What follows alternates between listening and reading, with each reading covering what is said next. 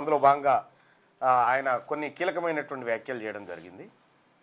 ప్రధానంగా ఉపాధ్యాయులు గట్టిగా పనిచేస్తే నేను రెండోసారి సీఎం అయితే నాకు కూడా స్వార్థం ఉంటుంది అనేటువంటి మాట చెప్పడం జరిగింది. నిజంగా టీచర్లు మంచిగా పనిచేస్తే ఏం జరుగుతుందో చంద్రబాబు నాయుడు గారికి ఎరకైనట్టుగా ఎవరికి తెలియదు. ఎందుకంటే టీచర్ల నడుములో ఇస్తే అసలు చంద్రబాబునే లేకుండా చేసిరు ఆ పరిస్థితి. సరే, టీచర్లు చదువు చెప్పడం వరకు వాళ్ళు పర్ఫెక్ట్గా చేయాల్సినటువంటి పరిస్థితి. కానీ ముఖ్యమంత్రి గారు విద్యాశాఖ మీ దగ్గరే ఉంది కాబట్టి మనం ఏమైనా మాట్లాడుకుంటే నేరుగా మీతోనే ఇక్కడ మార్నింగ్ న్యూస్లో మాట్లాడుకోవచ్చు. తెలంగాణ రాష్ట్రంలో విద్యా విధానం పరిస్థితి ఏంది? ఇంటర్మీడియట్ కమిషనర్గా ఇటీవల కొత్తగా వచ్చిండు ఒక ఆయన నిజంగా హ్యాట్సాప్ చెప్పాలి. అతను వచ్చిన తర్వాత సమూలమైనటువంటి మార్పులు ఇంటర్మీడియట్ వ్యవస్థలో వచ్చినాయి. ఆ తర్వాత స్కూల్ ఎడ్యుకేషన్ కూడా కొంత డెవలప్ అయింది. మరి ముఖ్యంగా సోషల్ వెల్ఫేర్ సైదులు కూడా చాలా అద్భుతంగా బీసీ వెల్ఫేర్కి సంబంధించి ఆయన చాలా మంచి అధికారులు అయితే ఇప్పుడు ఉన్నారు వాస్తవానికి. సరే, ఏదేమైనప్పటికీ కూడా అధికారులు టీచర్లు వాళ్ళ వంతు బాధ్యతలు వాళ్ళు నిర్వహిస్తూ ఉన్నారు. ఎన్రోల్మెంట్ పెరిగింది ప్రతి గ్రామంలో. నేను ఆలేరు నియోజకవర్గంలో ఉన్నటువంటి గవర్నమెంట్ స్కూళ్ళు దాదాపుగా తిరిగే ప్రయత్నం చేసిన, కొన్ని స్కూళ్ళు తిరిగిన. అక్కడ నేను గమనించినటువంటి అంశాలు ఈ సందర్భంగా మాట్లాడాలి. వసతులలేమి, కొన్ని బిల్డింగ్స్ పిల్లలతో కట్టి ఆగిపోయినాయి. అంటే రాష్ట్ర ప్రభుత్వం సౌకర్యాలు కల్పించడంలో కొంత విఫలమైనట్టుగా స్పష్టంగా కనిపిస్తూ ఉంది. ఇక రెండో విషయం చూసుకుంటే మొత్తం తెలంగాణలో 7% పాఠశాలలో అసలు టాయిలెట్లే లేవు. 7% పాఠశాలలో అసలు టాయిలెట్లే లేవు. 4500 స్కూళ్ళలో లేవట టాయిలెట్లు లేవు. పైపెచ్చు ఢిల్లీ ప్రభుత్వం దాదాపు ఒక విద్యార్థి పైన 78,000 రూపాయలు ఏడాది ఖర్చు చేస్తూ ఉంటే తెలంగాణ ప్రభుత్వం 38,000 ఖర్చు చేస్తూ ఉంది. మొత్తం ఎంటైర్ భారతదేశంలోనే ఎడ్యుకేషన్ బడ్జెట్ అతి తక్కువగా ఎడ్యుకేషన్ పైన ఖర్చు చేసే ప్రభుత్వం తెలంగాణ ప్రభుత్వం. ఇవి మన రాష్ట్ర ప్రభుత్వ లొసుగులు. ఈ లొసుగులన్నీ ఇట్లా పెట్టి సైన్స్ ల్యాబ్ లేవు. సైన్స్ ల్యాబులు లేనటువంటి పాఠశాలలు అనేకం ఉన్నాయి తెలంగాణ రాష్ట్రంలో. ఎవరన్నా దాతల సాయంతో సైన్స్ ల్యాబ్లో అవ్వో ఇవో సమకూర్చుకుంటున్నారు తప్ప రాష్ట్ర ప్రభుత్వం వాళ్లకు సైన్స్ ల్యాబులు కానీ లేకపోతే విద్యా వ్యవస్థలో ఏమీ లేవు. లైబ్రరీ లేదు, పీఈటీ ఇంకా ఏది ప్రైమరీ స్కూళ్ళలో అసలు పీఈటీ అనే టాపికే లేదు. ఖేలో ఇండియా గేమ్స్ ఇక్కడ నిర్వహించండి, మనం చాలా అద్భుతంగా దీన్ని ముందుకు తీసుకుపోదామని చెప్తా ఉన్నారు. ఈ ఖేలో ఇండియా ఏందో ఏమో కానీ అసలు మన తాన పొద్దుగా 12 సంవత్సరాలు వచ్చేదాకా ఆట ఆడిపించే సార్ లేడు. వాళ్ళకి ఏమనుంటే హై స్కూల్లో ఎంటర్ అవుతాడుగా. సో ఈ దారుణమైనటువంటి పరిస్థితుల్లో పాఠశాలలు ఉన్నాయి. పాఠశాలలను బాగు చేయాలి, ప్రభుత్వ పాఠశాలను మెరుగుపరచాలనేటువంటి సంకల్పంతో మాలాంటి వాళ్ళు చాలామంది అనేక రకాలుగా ప్రయత్నాలు చేస్తూ ఉన్నారు. సో నిన్న ముఖ్యమంత్రి గారు మాట్లాడినటువంటి మాటలకు జరిగిన చేతలకు ఎక్కడ పొంతం లేదు. ఎడ్యుకేషన్ బడ్జెట్ను ఒకసారి చూద్దాం.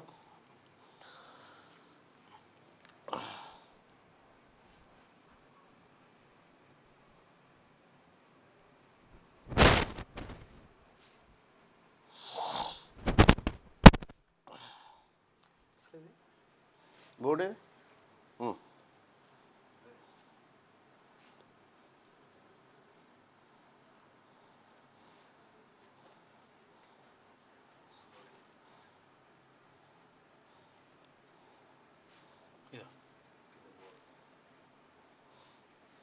ఏంటన్నా, ఏం కావాలి? ఒక్క నిమిషం. రైట్,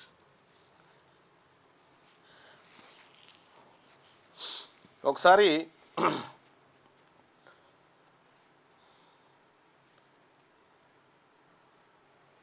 తమిళనాడు ఏమో 12.6% బడ్జెట్ విద్యకు.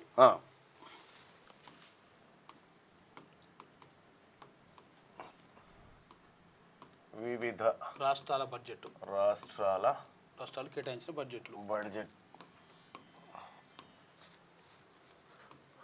2025 బడ్జెట్లో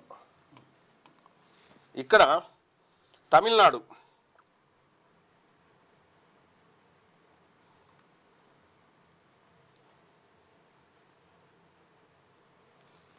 $12.6%. ఆ తర్వాత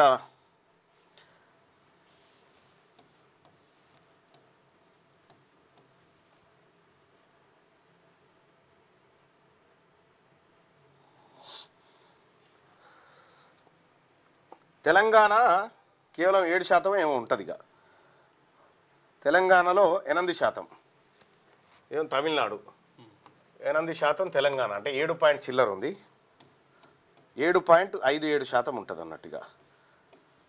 తమిళనాడులో 13.4 మార్చిరట, పెంచిరు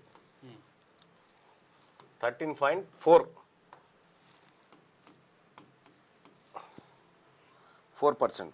Gujarat 14.8%, west Bengal 14.8%, 14.8% west Bengal. Odisha 14%.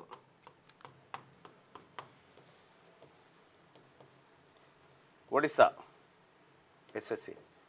Okay. ఆ తర్వాత కేరళ 13.4, కేరళ.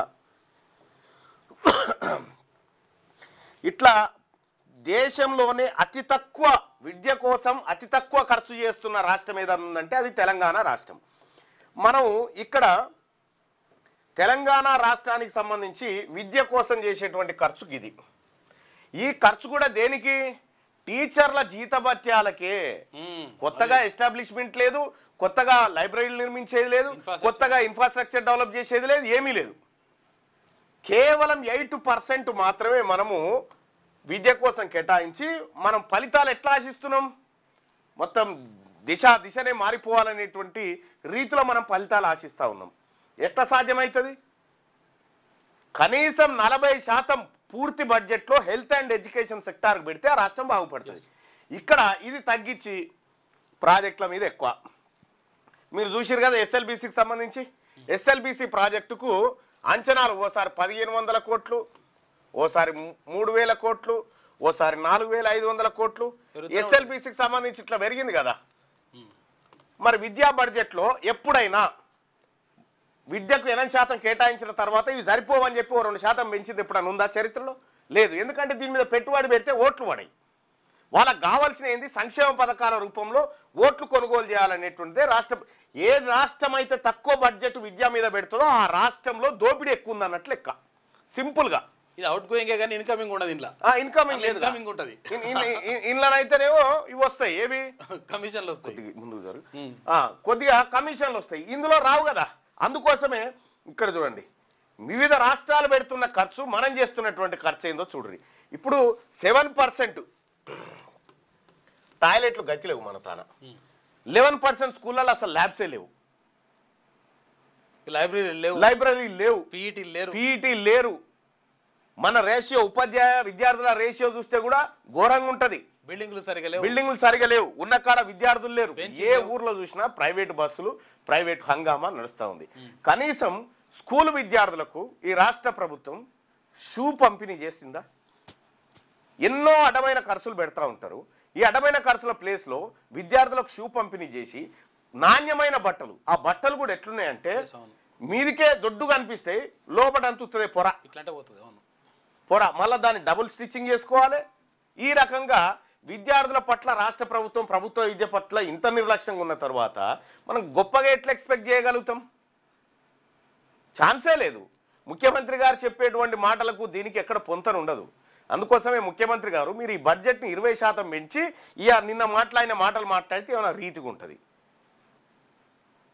మింగమెత్తుకులేదు మీసాలకు సంపంగా నూనె అన్నట్టుగా ఇక్కడ బడ్జెటే లేదు. ఈ బడ్జెట్లో 8% కేవలం జీతాలకే, ఇంకొక దానికే లేవు. ఇక ఇళ్ళకి అనా పైసా మిగిలేదు లేదు. మళ్ళా టీచర్లకు ఆ స్కూళ్ళల్లో స్కావెంజర్లు ఉండరు, ఎవరన్నా దాతలు ఇస్తే పెట్టుకోవాలి, అంతే. ఇక ఇదే కథ. టీచర్లు ఉన్న కాడ విద్యార్థులు లేరు, విద్యార్థులు ఉన్న కాడ టీచర్లు లేరు. రకరకాలైనటువంటి సమస్యలతో మన విద్యా వ్యవస్థ పూర్తిగా వెనకబడిపోయింది. ఈ దేశంలోనే నిరక్షరాస్యతలో ఒక్కసారి చూద్దాం.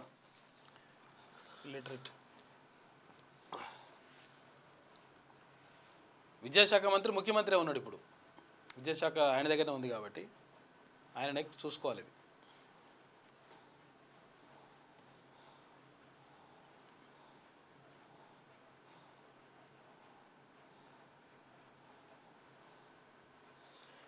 మొత్తం భారతదేశంలో ఉన్నటువంటి లిటరసీ రేట్ను ఒకసారి తీసుకుంటే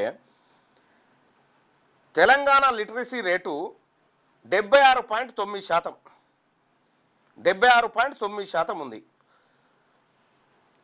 దేశ సగటు వచ్చేసి 80.9%. అక్షరాస్యత శాతం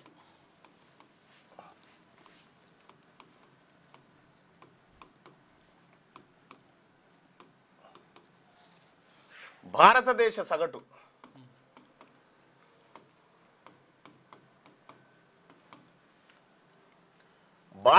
సగటు వచ్చేసి 80.9. తెలంగాణలో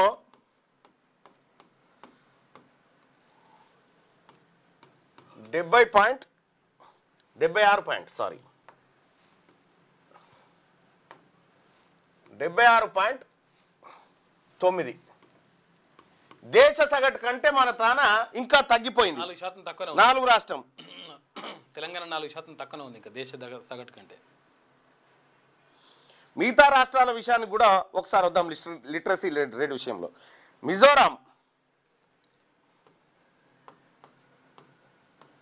మిజోరాంలో లిటరసీ రేట్ ఎంత అనుకుంటారు? ఎంత ఉంటుంది చెప్పురి? 100%. 100% లిటరసీ రేటు. కేరళలో లిటరసీ రేటు 98.8. తర్వాత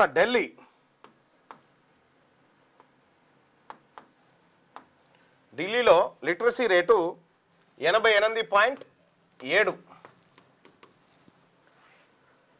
హిమాచల్ ప్రదేశ్ గోవాలో లిటరసీ రేటు 88.5. మన రాష్ట్రం దరిద్రం చూడరు ఎట్లుందో. ఇది గుర్తుపెట్టుకోరు, మన రాష్ట్ర దరిద్రం. లేరు పరిస్థితులు ఇప్పుడు చూసిన కాడికి. హిమాచల్ ప్రదేశ్ లిటరసీ రేట్ వచ్చేసి 87.9.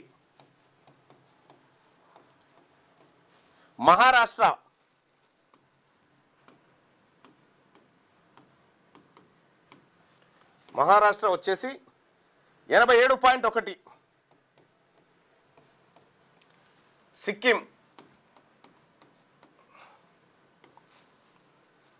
సిక్కిం వచ్చేసి 87.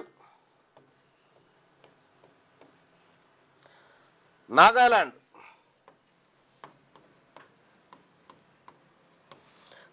వచ్చేసి 86.9. త్రిపుర వచ్చేసి 86.4. పంజాబ్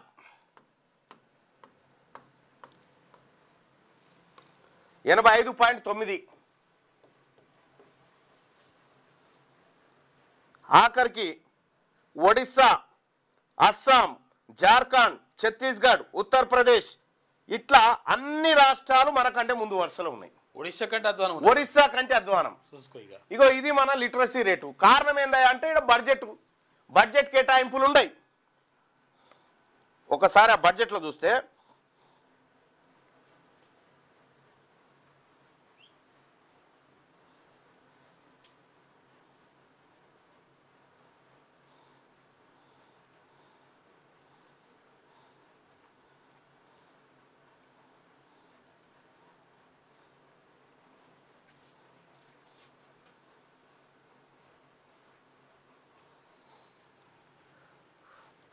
ఇగో ఇది మన విద్య.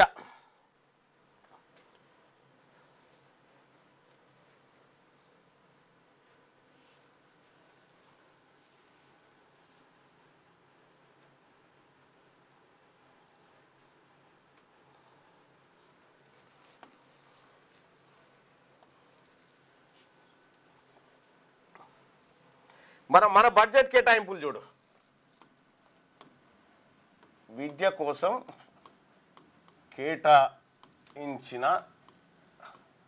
బడ్జెట్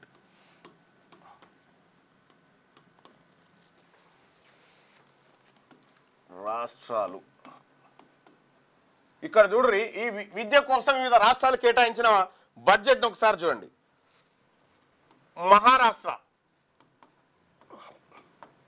మహారాష్ట్ర విద్యా బడ్జెట్ ఎంత? మొత్తం 100 రూపాయలు ఉంటే అందులో 15 రూపాయల 40 పైసలు విద్య కోసమే కేటాయించింది, అంటే 15.4%. తమిళనాడు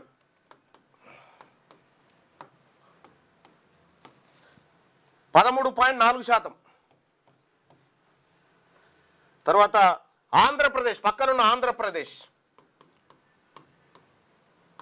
12.1%. గుజరాత్ 14.8%. కేరళ 13.4%.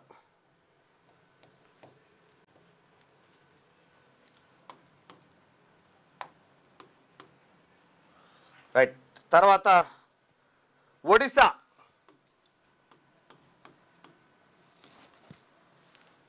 14%. తర్వాత వెస్ట్ బెంగాల్ ఎడ్యుకేషన్ బడ్జెట్లు చూడు ఎట్లా కేటాయించినాయో అక్కడ ప్రభుత్వాలు 14.8%.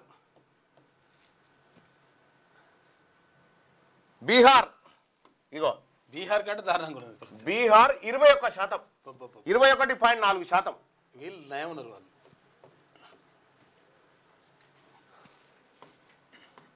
తెలంగాణ 0.8%.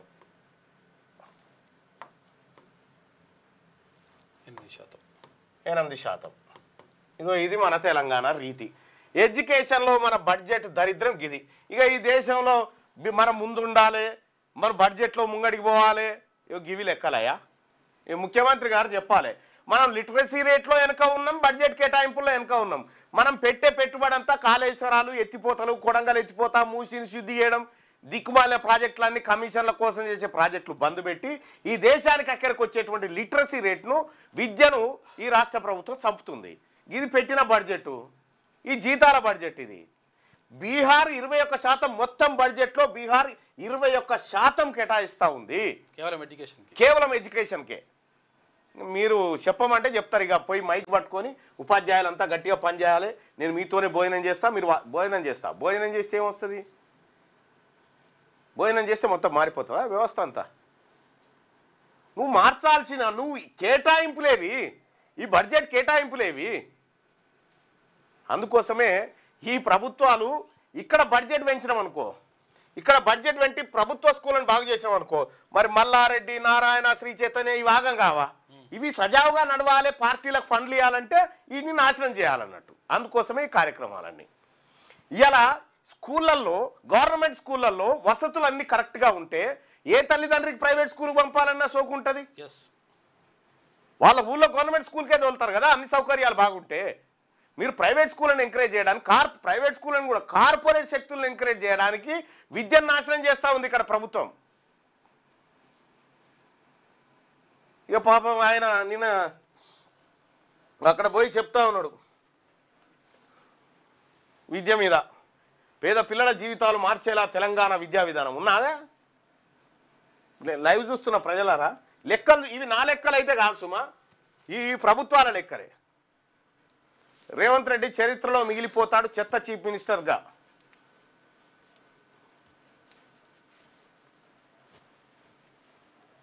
ఎక్కడ కూడా మేరుకులానికి స్టిచ్చింగ్ కాంట్రాక్ట్ ఇవ్వాలి. ఈ వినాయకులదే కుమ్మర శాలివాన్లకు అప్పచెప్పమని చెప్పిన విద్యా విధానంలో మార్పు. 20% బడ్జెట్ కనుక కేటాయించి హెల్త్ అండ్ ఎడ్యుకేషన్ 40% బడ్జెట్ ఉండాలి. అవి ఉంటే సగం సమస్యలు పోతాయి. వాళ్ళ దగ్గర ఓట్లు లేవుగా పోరగాళ్ళ దగ్గర, అందుకే వాళ్ళ మీద బడ్జెట్ పెట్టరు అన్నట్టు. ఇంత దరిద్రమైనటువంటి విధానం ఎక్కడ ఉండదు. దేశంలోనే అతి తక్కువ విద్యా బడ్జెట్ను కేటాయిస్తున్న రాష్ట్రంగా తెలంగాణ రాష్ట్రం. విద్యాశాఖ మంత్రిగా రేవంత్ రెడ్డి గారు సిగ్గుపడాలి. తెలంగాణ రాష్ట్రం లిటరసీ రేట్లో వెనకబడ్డందుకు సిగ్గుపడాలి విద్యాశాఖ మంత్రి. తెలంగాణ రాష్ట్రంలో 7% స్కూళ్ళలో టాయిలెట్ లేవు, సిగ్గుపడాలి చూసి రేవంత్ రెడ్డి గారు. తెలంగాణ రాష్ట్రంలో మన ఊరు ఏది ఈ స్కూళ్ళ కింద మొండి గోడలు లేస్తే బకాయిలు ఇవ్వకపోతే గోడలు లేసి ఆడున్నాయి, సిగ్గుపడాలి అది చూసి. మన ఊరు మనబడి కింద వచ్చినటువంటి దాంట్లో ఇలా తెలంగాణలో టీచర్లంతా కష్టపడి 3-4 లక్షల మంది ఎన్రోల్మెంట్ పెంచారు. వాళ్ళని చూసి మనం సిగ్గు తెచ్చుకోవాలి, మన ప్రభుత్వాలు, మన రాజకీయ నాయకులు అందరం కూడా, ఇంక్లూడింగ్ మీరే కాదు మేము కూడా. విద్యాశాఖ మంత్రి కొద్దిగా ఎక్కువ సిగ్గుపడాలి మీరు, మేము కొద్దిగా తక్కువ పడాలి అంతే. ఈ రాష్ట్రంలో మన మేనిఫెస్టో చూడాలి తల్లిదండ్రులారా. ఈ రాష్ట్రం మేనిఫెస్టో కూడా బీసీలకు 20 లక్షల కోట్లు, 2 లక్షల 1,00,000 కోట్లు ఇస్తాం 5 ఏళ్ళని రేవంత్ రెడ్డి ఎట్లయితే మోసం చేసిండో, 2 బడ్జెట్లు కలిపి 20,000 కోట్లు దాటలే. అవి ఖర్చు పెట్టేది ఎంతో తర్వాత. కానీ మేనిఫెస్టోలో ఎవడైతే హెల్త్ ఎడ్యుకేషన్కి నేను 40% బడ్జెట్ను ఈ రాష్ట్రంలో ఉన్నటువంటి ప్రజల పన్నులతో జమైన బడ్జెట్ను కేటాయిస్తానని చెప్పాలి. అటువంటి చూజ్ చేసుకున్నప్పుడు పిల్లల భవిష్యత్తు మారుతుంది, రాష్ట్రం హాలత్ మారుతుంది. ఏముంది తీసుకుపోయి కాళేశ్వరం 30,000 కోట్లతో స్టార్ట్ అయ్యేది 40,000 కోట్లు, 50,000 కోట్లు. ఎప్పుడన్నా విద్యా బడ్జెట్ సవరణలు జరిగినాయా, పెరిగినాయా? అది ఏమీ లేదు. పేరుకు విద్యా పాలసీ మొత్తం విద్యా సమూల మార్పుని కమిటీ ఏం చేస్తావు? కమిటీ వేస్తే రిపోర్ట్ నీ తన పైకమే లేని విద్యా కమిషన్ ఏం చేస్తావు? దాంతో తెలంగాణ రాష్ట్రంలో మద్యం షాపులకు 2-3 నెలల ముందే మద్యం షాపులకు అలర్ట్ అయిపోయి అయ్యో మద్యం షాపు ఒకరోజు మూత పడితే ఎట్లా అని ముందే టెండర్లు వేస్తావు. మరి స్కూళ్ళల్లో రేపు పొద్దుగాల కొంతమంది పిల్లలు చేరితే ఇంకో అదనపు గది ఎట్లా అని ఆలోచన చేస్తున్నావా? ఆ డిజిటల్ బోర్డులు పెట్టినావు. డిజిటల్ బోర్డులు పెడితే దానికి సంబంధించినటువంటి టీచర్లను పెట్టినావా? ఇలా ఆర్టిఫిషియల్ ఇంటెలిజెన్స్ వచ్చిన తర్వాత పిల్లల్ని ఆర్టిఫిషియల్ ఇంటెలిజెన్స్ వైపు 1వ తరగతి నుంచే మళ్లించాల్సిన పరిస్థితి. మనం ఎక్కడున్నాం? మనం ఎక్కడ లేము. ఏదో నామకే వాస్తు, ముందు నామకే వాస్తు కార్యక్రమాలు జరుగుతుంటాయి. వాళ్ళ కార్పొరేట్ కాలేజీలన్నీ ఎవరి? అగ్రవర్ణాలే. ఇంజనీరింగ్ కాలేజీలు రెడ్ల కాలేజ్ చదివితే కదా, కాలేజీలు స్కూళ్ళు కార్పొరేట్ వ్యవస్థ అంతా వాళ్ళ గుప్పిట్లో ఉంది. ఇక జేఎన్టీలో వీసీ ఉన్నాడు కదా రెడ్డి, మొత్తం జేఎన్టీకి సంబంధించి మొత్తం విద్యార్థులంతా ఈ జేఎన్టీ వీసీ మీద తిరగబడతా ఉన్నారు. వాడు మొత్తం దోపిడికి దిగబడ్డాడట. రెడ్డి కదా, మరి రెడ్డిని కాపాడాలి కదా అని ముట్టుకుంటూ లేడు వాడు. ఈ రకంగా వాడు పెద్ద ఈడియట్ అంటే వాడిని మించిన ఈడియట్ లేడిగా. ఇక ఇంకొక విషయం ఏంటంటే ఈ విద్యా విధానాలు ఇటు కార్పొరేట్ శక్తులు ఎవరి వాళ్ళకంటే వాళ్ళు ఏలు పెట్టుకుంటారా, మనకంటే పెడతారు. కాబట్టి ఇక మన విద్యా విధానం సర్వనాశనం అయి కూర్చుంది. మనకు క్రీడా విధానం లేదు, మనకు విద్యా విధానం లేదు. కేవలం ఆడ స్కిల్ యూనివర్సిటీ అని పెట్టినావు. దాని ప్రగతి పైన ఎప్పుడైనా రివ్యూ చేసినావా? ఏం జరిగిందో? స్కిల్ యూనివర్సిటీ నా దగ్గరకు వచ్చారు స్కిల్ పోరగాళ్ళు, ఆ ట్యాగులు వేసుకుని నా దగ్గరకు వస్తే ఏమైందనంటే ఇజ్జత్ పోతుందని ఊకున్నా. చెప్తే పరువే పోతుంది. గా పరిస్థితి ఉందాడ. మన విద్యా విధానం సరిగా లేక దాన్ని సత్యనాశనం చేసి ఇక లోకాన్ని ఉద్ధరిస్తా ఈ డైలాగులు పనికిరావు, పనికొచ్చేటి కావు ముఖ్యమంత్రి గారు. ఇవన్నీ వాస్తవానికి దూరంగా ఉండేటువంటి వార్తలు. ఇవన్నీ ధరణి దోపిడి కోసమే. అది నాటి పాలకులు అంటించిన అసలు ధరణికి భూభారతికి తేడా ఏందో తెలుసా? ధరణికి భూభారతికి ఇక చూడరి.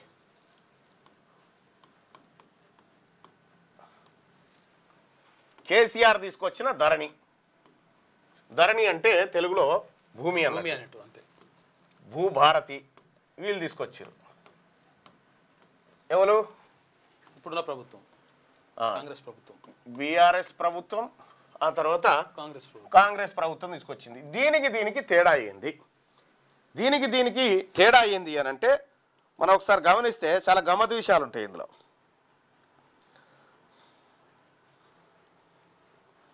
అసలు కేసీఆర్ తీసుకొచ్చినటువంటి ధరణి దరిద్రం 100% దరిద్రమే. అది దాని విషయంలో ఏం తేడా లేదు సుమా.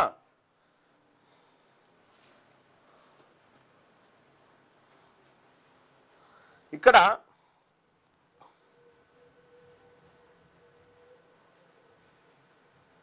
ధరణికి సంబంధించి ధరణి ఏమో ఆన్లైన్ రిజిస్ట్రేషన్,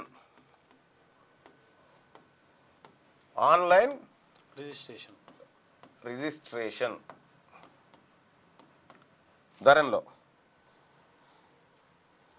దాంట్లో ఏంది భూభారతిలో ఏంటంటే ఆన్లైన్ రిజిస్ట్రేషన్ ప్లస్ మ్యూటేషన్ కూడా ఆటోమేటిక్గా జరిగిపోతుంది ధరణిలో. ఇక వీళ్ళు తెచ్చిన దాంట్లో ఏంటంటే పారదర్శకత, భూ రికార్డులు, సవరణల సౌకర్యం. పారదర్శక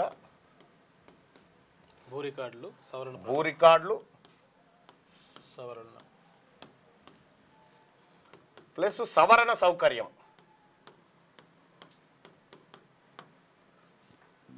ఇక రెండోది ఏంది, లావాదేవీలు. Registration, mutation 2. లావాదేవీల విషయానికి వస్తే రిజిస్ట్రేషన్ ఇదేమో ఆన్లైన్లో, తర్వాత రిజిస్ట్రేషన్, మ్యూటేషన్ 2 లావాదేవీలకు సంబంధించి. మ్యూటేషన్ పాస్బుక్లు ఇచ్చుడు. ఇందులో భూభారత్లో రిజిస్ట్రేషన్ వేరు, రికార్డు పరిశీలన వేరు.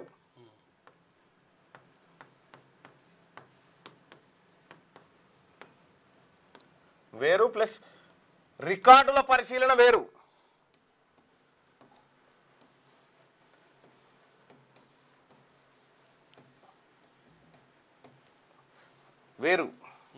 రైట్.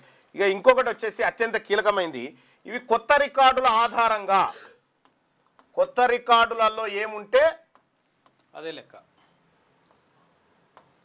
ఆధారంగా చేస్తారు, అదే ఫైనల్.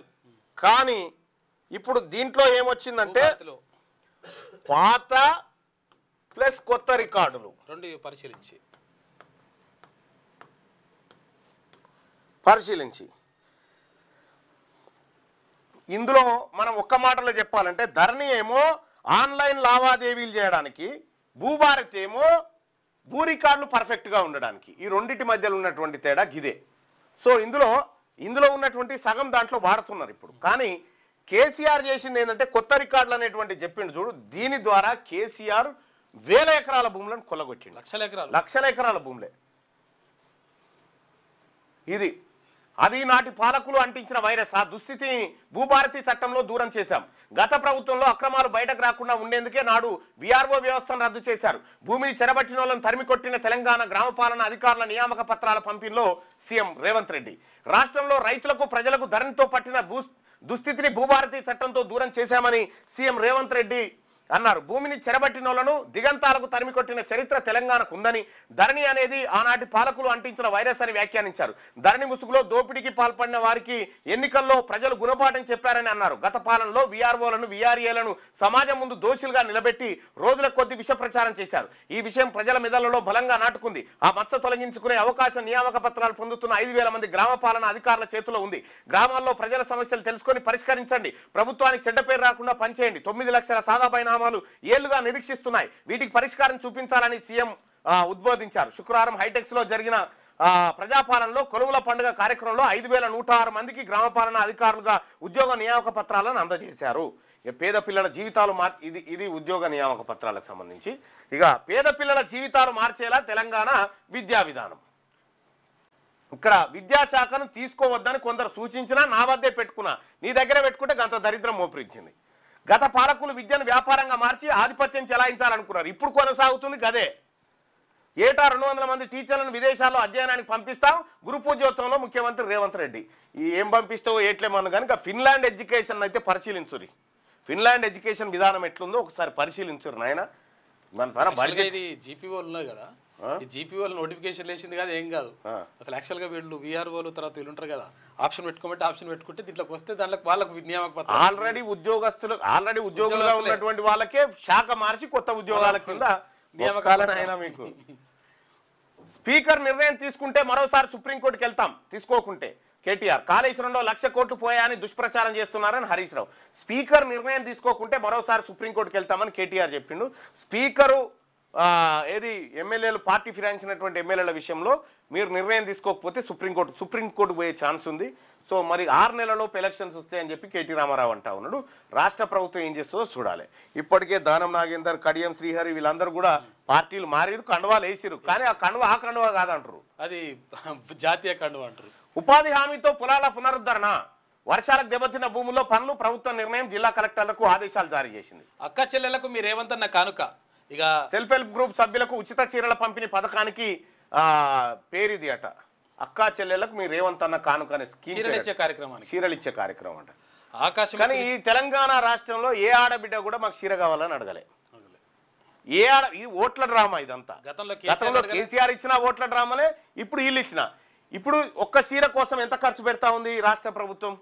ఒక్క చీర కోసం ఒక 300 ఖర్చు పెడుతుందో, 300 కూడా పెట్టది, 300 ఏదో టెండర్లు కాంట్రాక్టర్లు అన్ని పోయేసరికి 60-70 రూపాయల చీర అవుతుంది.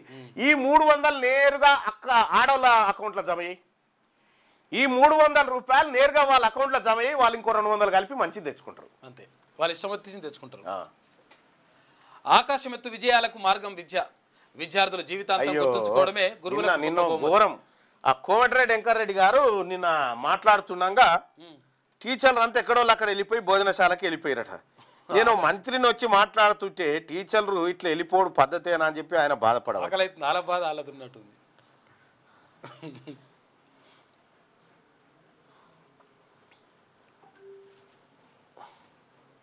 ఈ పద్ధతి కాదంటాడు. కాస తీవ్ర అవమానం కోమటిరెడ్డి వెంకటరెడ్డి గారికి.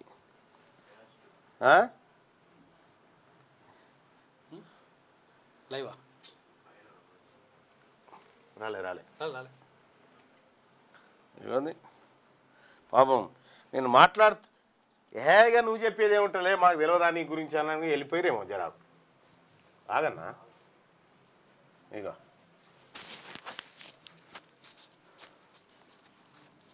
పాపం.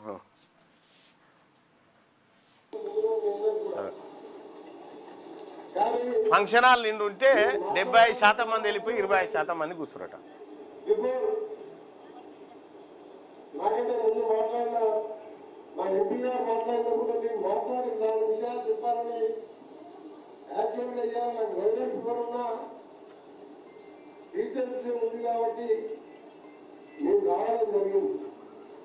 నాకు బాధ వేసే విషయం ఏంటంటే నెక్స్ట్ ఎంపీ గారు మాట్లాడిన తర్వాత నేను మాట్లాడతాను తెలుసుకోరు. 50% ఆఫ్ ది హాల్ డైనింగ్ హాల్లో ఉండాలంటే మన ముందర కూడా ఒకసారి ఆలోచించుకోవాలి. నేను మాట్లాడుతుంటే 50% హాల్ పోయి డైనింగ్ హాల్లో ఉన్నది, నేను ఖాళీ కుర్చీలతో మాట్లాడినట్టుందని చెప్పని అంటారు. అయ్యా కోమటిరెడ్డి వెంకటరెడ్డి గారు, టీచర్లకు మధ్యాహ్నం 1 గంట నుంచి 1:30 లోపు తినే అలవాటు. ఎందుకంటే పిల్లలతో పాటు వాళ్ళకు కూడా అది అలవాటు అయిపోయింది. నువ్వు 2-3 గంటల దాకా మీటింగ్ పెట్టి నేను చెప్పే సొల్లినాలంటే ఎందుకు కూర్చుంటారు? వాళ్ళకి ఆకలి కాదా? వాళ్ళకి అలవాటు అయిపోయింది. కొంతమందికి పొద్దున్నే తినే అలవాటు ఉంటుంది, కొంతమందికి మధ్యాహ్నం 1 నుంచి 1:30 లోపే ఆకలి అవుతూ ఉంటుంది. వాళ్ళకి అది అలవాటు అయిపోయింది. వాళ్ళ వృత్తి ఆ టైం మెయింటైన్ చేసిరు. ఇక నేను పోయి నేను మాట్లాడదాకా ఉండాల్సిందే, మీరు పేగు మార్చుకోవాల్సిందంటే కుదరదు. ఇది ఉండదు అట్లా. ఇగో జేఎన్టీయూ పరిస్థితి చూడరు. ఇగో జేఎన్టీయూలో రాజన్న సిరిసిల్ల జేఎన్టీలో వసతుల కరువు, కట్టని బిల్డింగ్, కాంట్రాక్టు ప్రొఫెసర్ల బోధన, కిరాయి భవనాల్లో హాస్టల్ నిర్వహణ, అంధకారంలో 1100 మంది విద్యార్థుల భవిష్యత్, కలెక్టరేట్కు విద్యార్థుల నడక, సమస్యలు పరిష్కరించాలని విజ్ఞప్తి. జేఎన్టీయూ సర్వనాశనం అయిపోయింది. ఆ రెడ్డి వీసీని తెచ్చిపెట్టిరు. వాడు వాడిందే ఆట పాడిందే పాట. మొత్తం దీంట్లో వేం నరేందర్ రెడ్డి ఏలు పెట్టి జేఎన్టీయూ విద్యను సర్వనాశనం చేసిండు. జేఎన్టీయూను అటు ఇంజనీరింగ్ విద్యను ఇటు మెడికల్ విద్యను రెండింటిని సర్వనాశనం చేసిండు. ఏందది ఇక్కడ?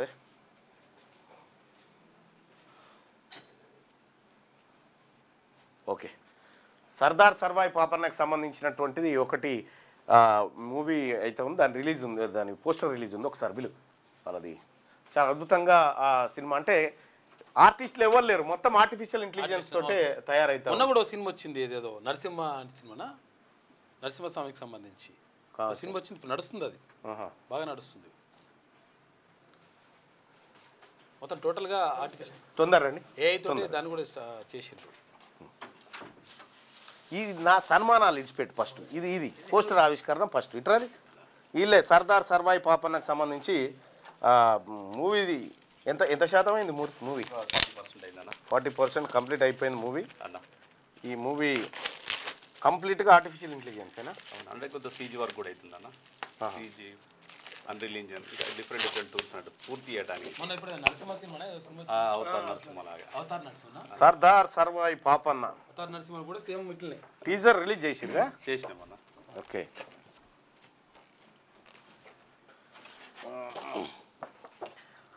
VG movie makers presents teaser Sardar Sarvai Papanna. మూవీకి సంబంధించి ఒక కొత్త మూవీ, చాలా అద్భుతమైనటువంటి ఇంట్రెస్టింగ్ టాపిక్తో వస్తూ ఉంది, సర్దార్ సర్వాయి పాపన్న మూవీ. ఈ మూవీ ఎప్పుడు రిలీజ్ ఉంటుంది భాయ్ సాబ్? 4 months పడుతుందన్న, దసరా 4 నెలలు పడుతుందా? 4 నెలలు పడుతుందన్న. అచ్చా. ఎట్లా మరి ఇంత అప్డేట్ టెక్నాలజీ సర్వాయి పాపన్న వాడిరా? ప్రస్తుతం ఏఐ టెక్నాలజీ వచ్చేసింది. ఇంకా అక్కడక్కడ కొంత ప్రాబ్లం ఉన్న కాడ CG వర్క్, తర్వాత ఇంకా రకరకాల టూల్స్ వాడి పూర్తి చేయడానికి సిద్ధపడ్డాం అన్న. ఇప్పుడు ఇందులో పబ్లిక్ లేకున్నా సరేనా క్యారెక్టర్స్? పబ్లిక్ ఉన్నారన్న, మొత్తం CG వర్క్, కంప్యూటర్ గ్రాఫిక్. అంతేనా? మొత్తం కంప్యూటర్ గ్రాఫిక్స్ తోని సినిమా వస్తా ఉందట. అవతార్ నరసింహ లాగా. అవతార్ మొత్తం గ్రాఫిక్ నడుస్తుంది, మస్తు నడుస్తుంది అది. అవతార్ నరసింహ. భక్త ప్రహ్లాదుడు, నరసింహస్వామి. ఇప్పుడు ఇందులో బాలకృష్ణలు, చిరంజీవులు ఏమక్కర్లేరు ఇక, రేపు అంతేనా? అవసరం లేకపోతే నడుస్తుంది లెక్క. పాపన్న గురించి మీరే అందరికంటే ఎక్కువ బాగా మీరే అది చేసారు, మీకేది బాగా తెలుసు దాని గురించి. ఇదంతా గ్రాఫిక్, ఇదంతా గ్రాఫిక్. ఒరిజినల్ పాప అన్నది గ్రాఫిక్ తీసుకుంది, ఇక్కడ పాపన్న ఇమేజ్ తీసుకొని తయారు చేసాం. చాలా అద్భుతంగా చేసి మనిషిని తయారు చేసారు అట్లా. టీజర్ మనం చూడొచ్చా? మన కాపీరైట్ మనం చూడొచ్చు, అది మన ఛానల్ ఉంది, VG మూవీ. కాదు మరి మాకేమైనా కాపీరైట్ పడుతుంది? ఏం పడదని మీరు వేసుకోవచ్చు, అది వేసుకోవచ్చు మీరు.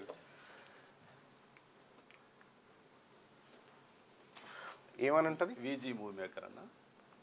VG movie makers, Sardar Sarvai Papanna movie makers.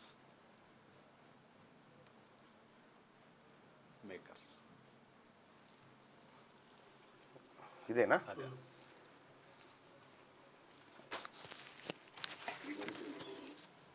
ఒక యోధుని గాథ కనుమరుగై 16వ శతాబ్దం చరిత్ర. ఔరంగజేబు పాలనలో మొఘల్ చక్రవర్తుల వెన్నులో వణుకు పుట్టించిన సౌండ్ ఏదో తక్కువ వస్తుంది.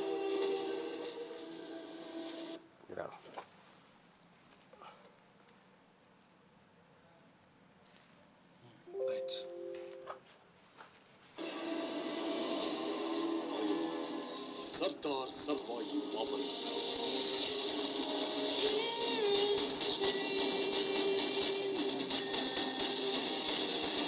ఎంత ఖర్చు పెడుతున్నారు దీనికి? ఇప్పుడు ఇది ప్రతి పనిచేసే టెక్నీషియన్ మా వన్ ఆఫ్ ది ప్రొడ్యూసర్ అన్న ఇందులో. కాకపోతే మేము బడ్జెట్ చెప్తే స్క్రీన్ దాటుతుందన్న కొంచెం. బడ్జెట్ చెప్తే మనం తక్కువ చేస్తారన్న మార్కెట్లో. ఇది ఒక అంటే ఇప్పుడు చాలా మూవీస్ తీయొచ్చు కదా ఇట్లా? చాలా చేయొచ్చు అన్న నా టెక్నాలజీ. ఎన్నో కోటలు జయించి 50 CR అంటే అంచనా పెద్దగా ఉంటుంది. ఓకే అది తీసుకో, మైక్ పెట్టుదాం.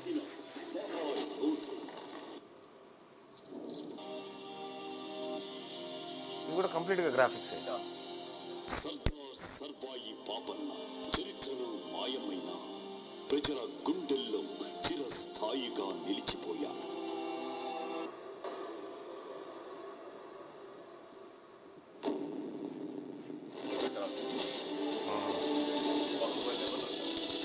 ఈ బాహుబలి కంటే ఎక్కువనే కనిపిస్తుంది. అయితే గోల్కొండ కోటనే కొట్టాల, బహుజనులే రాజ్యమేలాల. ఈ గడ్డ మీద పుట్టినవాడు ఈ గడ్డకే శాసనమవ్వాలి, శాసించాలి. మాటలు ఇదంతా ఎవరు?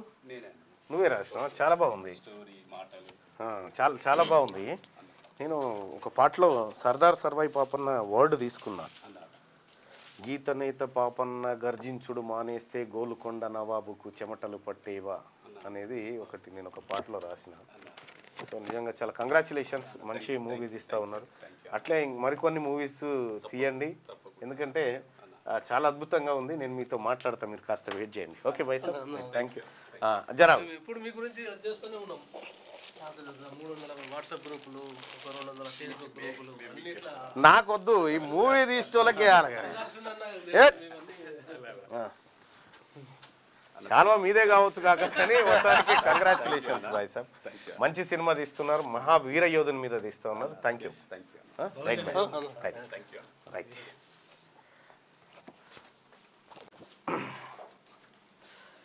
రైట్గా ఆకాశం ఎత్తు మార్గం విద్యా విజయాలకు విద్యార్థులు జీవితాంతం గుర్తుంచుకోవడమే గురువుల గొప్ప బహుమతి. జాతీయ ఉత్తమ ఉపాధ్యాయుల అవార్డుల ప్రధానోత్సవంలో రాష్ట్రపతి ద్రౌపది ముర్ము తెలంగాణ నుంచి 4, ఏపీ నుంచి 3 పురస్కారాలంటూ ఒక వార్తను చూస్తా ఉన్నాం.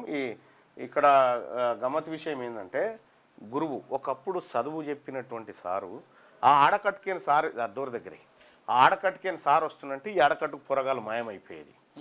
అవును.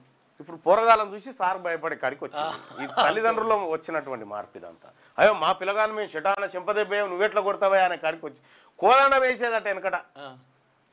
ఇక్కడ ఇగో తెలంగాణ నుంచి నలుగురు అని చెప్పి ఈ మారం పవిత్ర అని ఉందా, సూర్యాపేట జిల్లాకు సంబంధించినటువంటి ఈమె రెడ్డి, ఈమెను నేషనల్ అవార్డు తీసుకుపోవడానికి చాలా చాలా కథలు పడ్డారు. ఇదంతా గిట్లుంటుంది అన్నట్టు వాళ్ళ రాజ్యంలో. అసలైన వాస్తవానికి ముగ్గురు బీసీలకు రావాల్సిందే, వాటిని ఖతం చేశారు. భారత్ రష్యాలకు దూరం అయ్యాం, అవి చైనా చీకటి వలయంలో చిక్కుకున్నాయి. ట్రూత్ సోషల్లో ట్రంప్ తాజా వ్యాఖ్యలు చేసిన ఈ పిచ్చిలేసింది. అమెరికాలో ఎంత పెట్టుబడి పెడతారు? టెక్ దిగ్గజాలకు ట్రంప్ సూటి ప్రశ్న వేసిందట. రహదారులు ఛిద్రం, పలు జిల్లాల్లో భారీ వర్షాలకు దెబ్బతిన్న రోడ్లు వంతెనలు. వాహనదారులకు తప్పని ఇక్కట్లు మరమ్మతులకు 785 కోట్లు అవసరం. కామారెడ్డి జిల్లా మందాపూర్ నుంచి జనగామ వెళ్లే దారి కోతకు గురైంది. ప్రజలు అవస్థల మధ్య ప్రయాణం సాగిస్తా ఉన్నారట. ఇగో కోతకు గురైపోయిందట. వాహనదారులకు తప్పని ఇక్కట్లు మరమ్మతులకు 785 కోట్లు అవసరమట. ఇగో వీటికి నేటి తరం మిత్ర సన్యాసం, ఒకరిద్దరితో స్నేహానికే ఇప్పటి పిల్లడు మక్కువ. వర్చువల్ ఫ్రెండ్షిప్ వైపే ఎక్కువ మంది మొగ్గు. ఒంటరితనం మానసిక సంఘర్షంలో భావి భారత పౌరులు. హైదరాబాద్లోని ప్రముఖ పాఠశాలలో 7వ తరగతి చదువుతున్న రిషిత్ను నీ తరగతిలో అందరి పేర్లు చెప్పగలవా అని అడిగితే నా ముందు బెంచ్ వాళ్ళ పేర్లు మాత్రమే తెలుసు అనే సమాధానం వచ్చింది. 10వ తరగతి చదువుతున్న నిహాల్కు ఉన్నది ఒక్కడే స్నేహితుడు, అతనితో తప్ప మరెవరితోనూ కలవడు. తను బడికి రాకుంటే ఇతను వెళ్ళడానికి ఇష్టపడు. పాపను కిందటి ఏడాది చదివిన సెక్షన్లోనే ఉంచండి. తన స్నేహితులందరూ అక్కడే ఉన్నారు. ఓ ప్రైవేట్ పాఠశాల ఉపాధ్యాయులకు 8వ తరగతి బాలిక తల్లిదండ్రుల విజ్ఞప్తి ఇది. ఇక ఎప్పుడు స్నేహితులు అంటూ తిరగడమేనా, కాసేపైనా ఇంట్లో కాళ్ళు నిలవ. 10 నుంచి 15 నెలల కిందట చాలా ఇళ్లలో తల్లిదండ్రుల నుంచి పిల్లలకు ఇలాంటి మందలింపులే ఉండేవి. ఏరా ఎప్పుడు గదిలోనేనా, ఆ గాడ్జెట్ వదవా, కాసేపు ఫ్రెండ్స్తో తిరగకపోయావా? ఒకప్పుడేమో సోపది పోతే కొట్టేది, ఇప్పుడేమో ఇంట్లుంటే సోపతి అన్న ఓరాదు అనే పరిస్థితి. అవును, ఇంట్లో కూర్చుంటావు రా ఊకే అని అట్లున్నది పరిస్థితి అట. మహిళా కానిస్టేబుళ్లతో అశ్వదళం అంట. ఇక జాగిలాల విభాగానికి 12 మేలు జాతి కుక్క పిల్లలు కూడా తీసుకొచ్చిరట. ఇక్కడ గుర్రాలు, ఇక్కడ కుక్క పిల్లలు. శాంతి భద్రతల పరిరక్షణలో పోలీస్ జాగిలాలు అశ్వదళం కీలకం. పని ఒత్తిడిలో మూగజీవాలపై భారం పడుతోంది. దీన్ని అధిగమించేందుకు సిటీ పోలీస్ విభాగానికి అదనంగా 12 మేలుజాతి శునకాలు, మరికొన్ని గుర్రాలను పోలీస్ శాఖ సమకూర్చుకుంది. ఇక హైదరాబాద్ నగరంలోని కొత్వాల్ సివి ఆనంద్ గోషామహల్ పోలీస్ స్టేడియంలో శుక్రవారం డీసీపీలు రక్షిత కృష్ణమూర్తి, చంద్రమోహన్, కవితాధార, గిరిరాజ్, అదనపు డీసీపీ కిష్టయ్యతో కలిసి మౌంటెడ్ జాగిల్ అంటే డాగ్ స్క్వాడ్ యూనిట్లను పరిశీలించారట. సో కుక్కలు వాస్తవానికి ఏ పోలీస్ చేయలేని పని చేస్తాయి కుక్కలు. అవి వాసన పసిగట్టడంలో కానీ ఇంకే విషయంలో కానీ కుక్కలు చాలా పకడ్బందీగా పనిచేస్తాయి. అయితే ఇక్కడ మహిళలు మొట్టమొదటిసారి అంటే భారతదేశంలో మహిళలు అశ్వదళం హాజరు కాలేదు, అనుమతి తీసుకోలేదు. ఈ వైఖరిని సిఎస్ నుంచి ఊహించలేదు. ఆయన కార్యాలయం స్థాయిని తగ్గించేలా ఉంది. వారంలోగా అఫిడవిట్ దాఖలు చేయాల్సిందే. నిషేధిత భూముల వివాదంపై పిటిషన్ల విచారణలో హైకోర్టు అసంతృప్తి. రాష్ట్ర వ్యాప్తంగా రిజిస్ట్రేషన్ల చట్టంలోని సెక్షన్ 22A కింద ఉన్న నిషేధిత భూముల వివాదానికి సంబంధించి అఫిడవిట్ దాఖలు చేయాలని, లేదంటే వ్యక్తిగతంగా హాజరు కావాలని ప్రభుత్వ ప్రధాన కార్యదర్శికి ఇచ్చిన ఆదేశాలు అమలు కాకపోవడంపై ఇటీవల హైకోర్టు అసంతృప్తి వ్యక్తం చేసింది. తాము ఇచ్చిన గడువులోగా అఫిడవిట్ దాఖలు చేయలేదని, అలాంటప్పుడు హాజరు కావాల్సి ఉండగా హాజరు కాలేదంది. హాజరు మినహాయింపునకు అనుమతి కోరుతూ ఎలాంటి మెమోలు దాఖలు చేయకపోవడంపై అసహనం వ్యక్తం చేసింది. ఈ చర్యను సిఎస్ నుంచి ఊహించలేదని, ఇది ఆయన కార్యాలయ స్థాయిని తగ్గించేలా ఉందని ఘాటుగా వ్యాఖ్యానించింది. చివరి అవకాశంగా ఒక వారం అడవిస్తున్నామని చెప్పిందట. సిఎస్ హాజరుగామని చెప్పిందట, కాలేదట. ఇక అన్నదాత అవసరాన్ని దోచుకుంటున్నారు. యూరియాపై అదనంగా వసూలు చేస్తున్న ప్రైవేట్ వ్యాపారులు ఒక్కో బస్తాపై 150 నుంచి 200 వరకు పెంచి అమ్ముతున్నారట. ఇగో ప్రైవేటు దందా. సూర్యాపేట జిల్లా కోదాడలో ఓ ఎరువుల దుకాణంలో ఒక రైతు 10 బస్తాల యూరియా కొనుగోలు చేశారు. వ్యాపారి ఒక్కో బస్తాను 424 రూపాయలకు విక్రయించాడు. ఎలాంటి రసీదు ఇవ్వలేదు. మునగాల, గరిడెపల్లి మండలాల్లోని వ్యాపారులు సైతం అధిక ధరలకు అమ్ముతున్నట్టు తెలిసింది. అది కూడా వ్యాపారులతో తరచూ లావాదేవీలు నిర్వహించే రైతులకే విక్రయిస్తూ మిగతా వారికి యూరియా లేదని చెప్తున్నారు. కొందరు డీలర్లు అమ్ముడుపోని రైతులను అమ్ముడుపోని ఎరువులను అంటగడుతున్నట్టు సమాచారం. డీలర్లు ఎవరైనా అధిక ధరకు విక్రయిస్తే కఠిన చర్యలు తీసుకుంటామని, ఈ విషయంపై రైతులు నేరుగా ఫిర్యాదు చేయొచ్చని సూర్యాపేట జిల్లా వ్యవసాయ అధికారి శ్రీధర్ రెడ్డి తెలిపినట్ట. వీళ్ళకి తెలియకుండా జరుగుతుంది ప్రైవేట్ వ్యాపారులది. వాళ్ళకి ముట్టాల్సిన వాళ్ళకి ముట్టాయి కాబట్టి గింత పెద్దలు అయినా యూరియాకు. జమ్మికుంట రోడ్లో సొసైటీ ఎదుట యూరియా కోసం క్యూ కట్టిన రైతులు. కిలోమీటర్ల కొద్ది రైతులు క్యూ కట్టుడు. ఇక గతంలో కేసీఆర్ అయితే 26 లక్షల టన్నులు మెట్రిక్ టన్నుల యూరియాను ఉత్తగానే ఇస్తా అని చెప్పి ఆ మాటలు మరి పుట్టింది అందుకు కావచ్చు. అదటే పోయింది, ఇదటే పోయింది. ఇప్పుడు రావాల్సినటువంటి యూరియా కంటే తక్కువ వస్తుండటంతో కొరత ఏర్పడ్డది. ట్రాన్స్పోర్టు, రకరకాల సమస్యలు. రూపాయలు 1.55 లక్షల వరకు తగ్గనున్న టాటా కార్ల ధరలు ఈ నెల 22 నుంచి అమల్లోకి జీఎస్టీ రేట్ల తగ్గింపు నేపథ్యం అట. ఇక ఇది సంగతి. గాజాలో 64,000కు చేరిన మరణాలట. అప్పుడేం గట్లుండే, అప్పుడు ఇండ్లు ఉండే, ఇప్పుడు సమాధులు ఉన్నాయి. సో ఇది ఈనాడు దినపత్రికలో ఉన్నటువంటి వార్తలు. ఒకసారి ఆంధ్రజ్యోతి అండ్ మిగతా వార్తలు.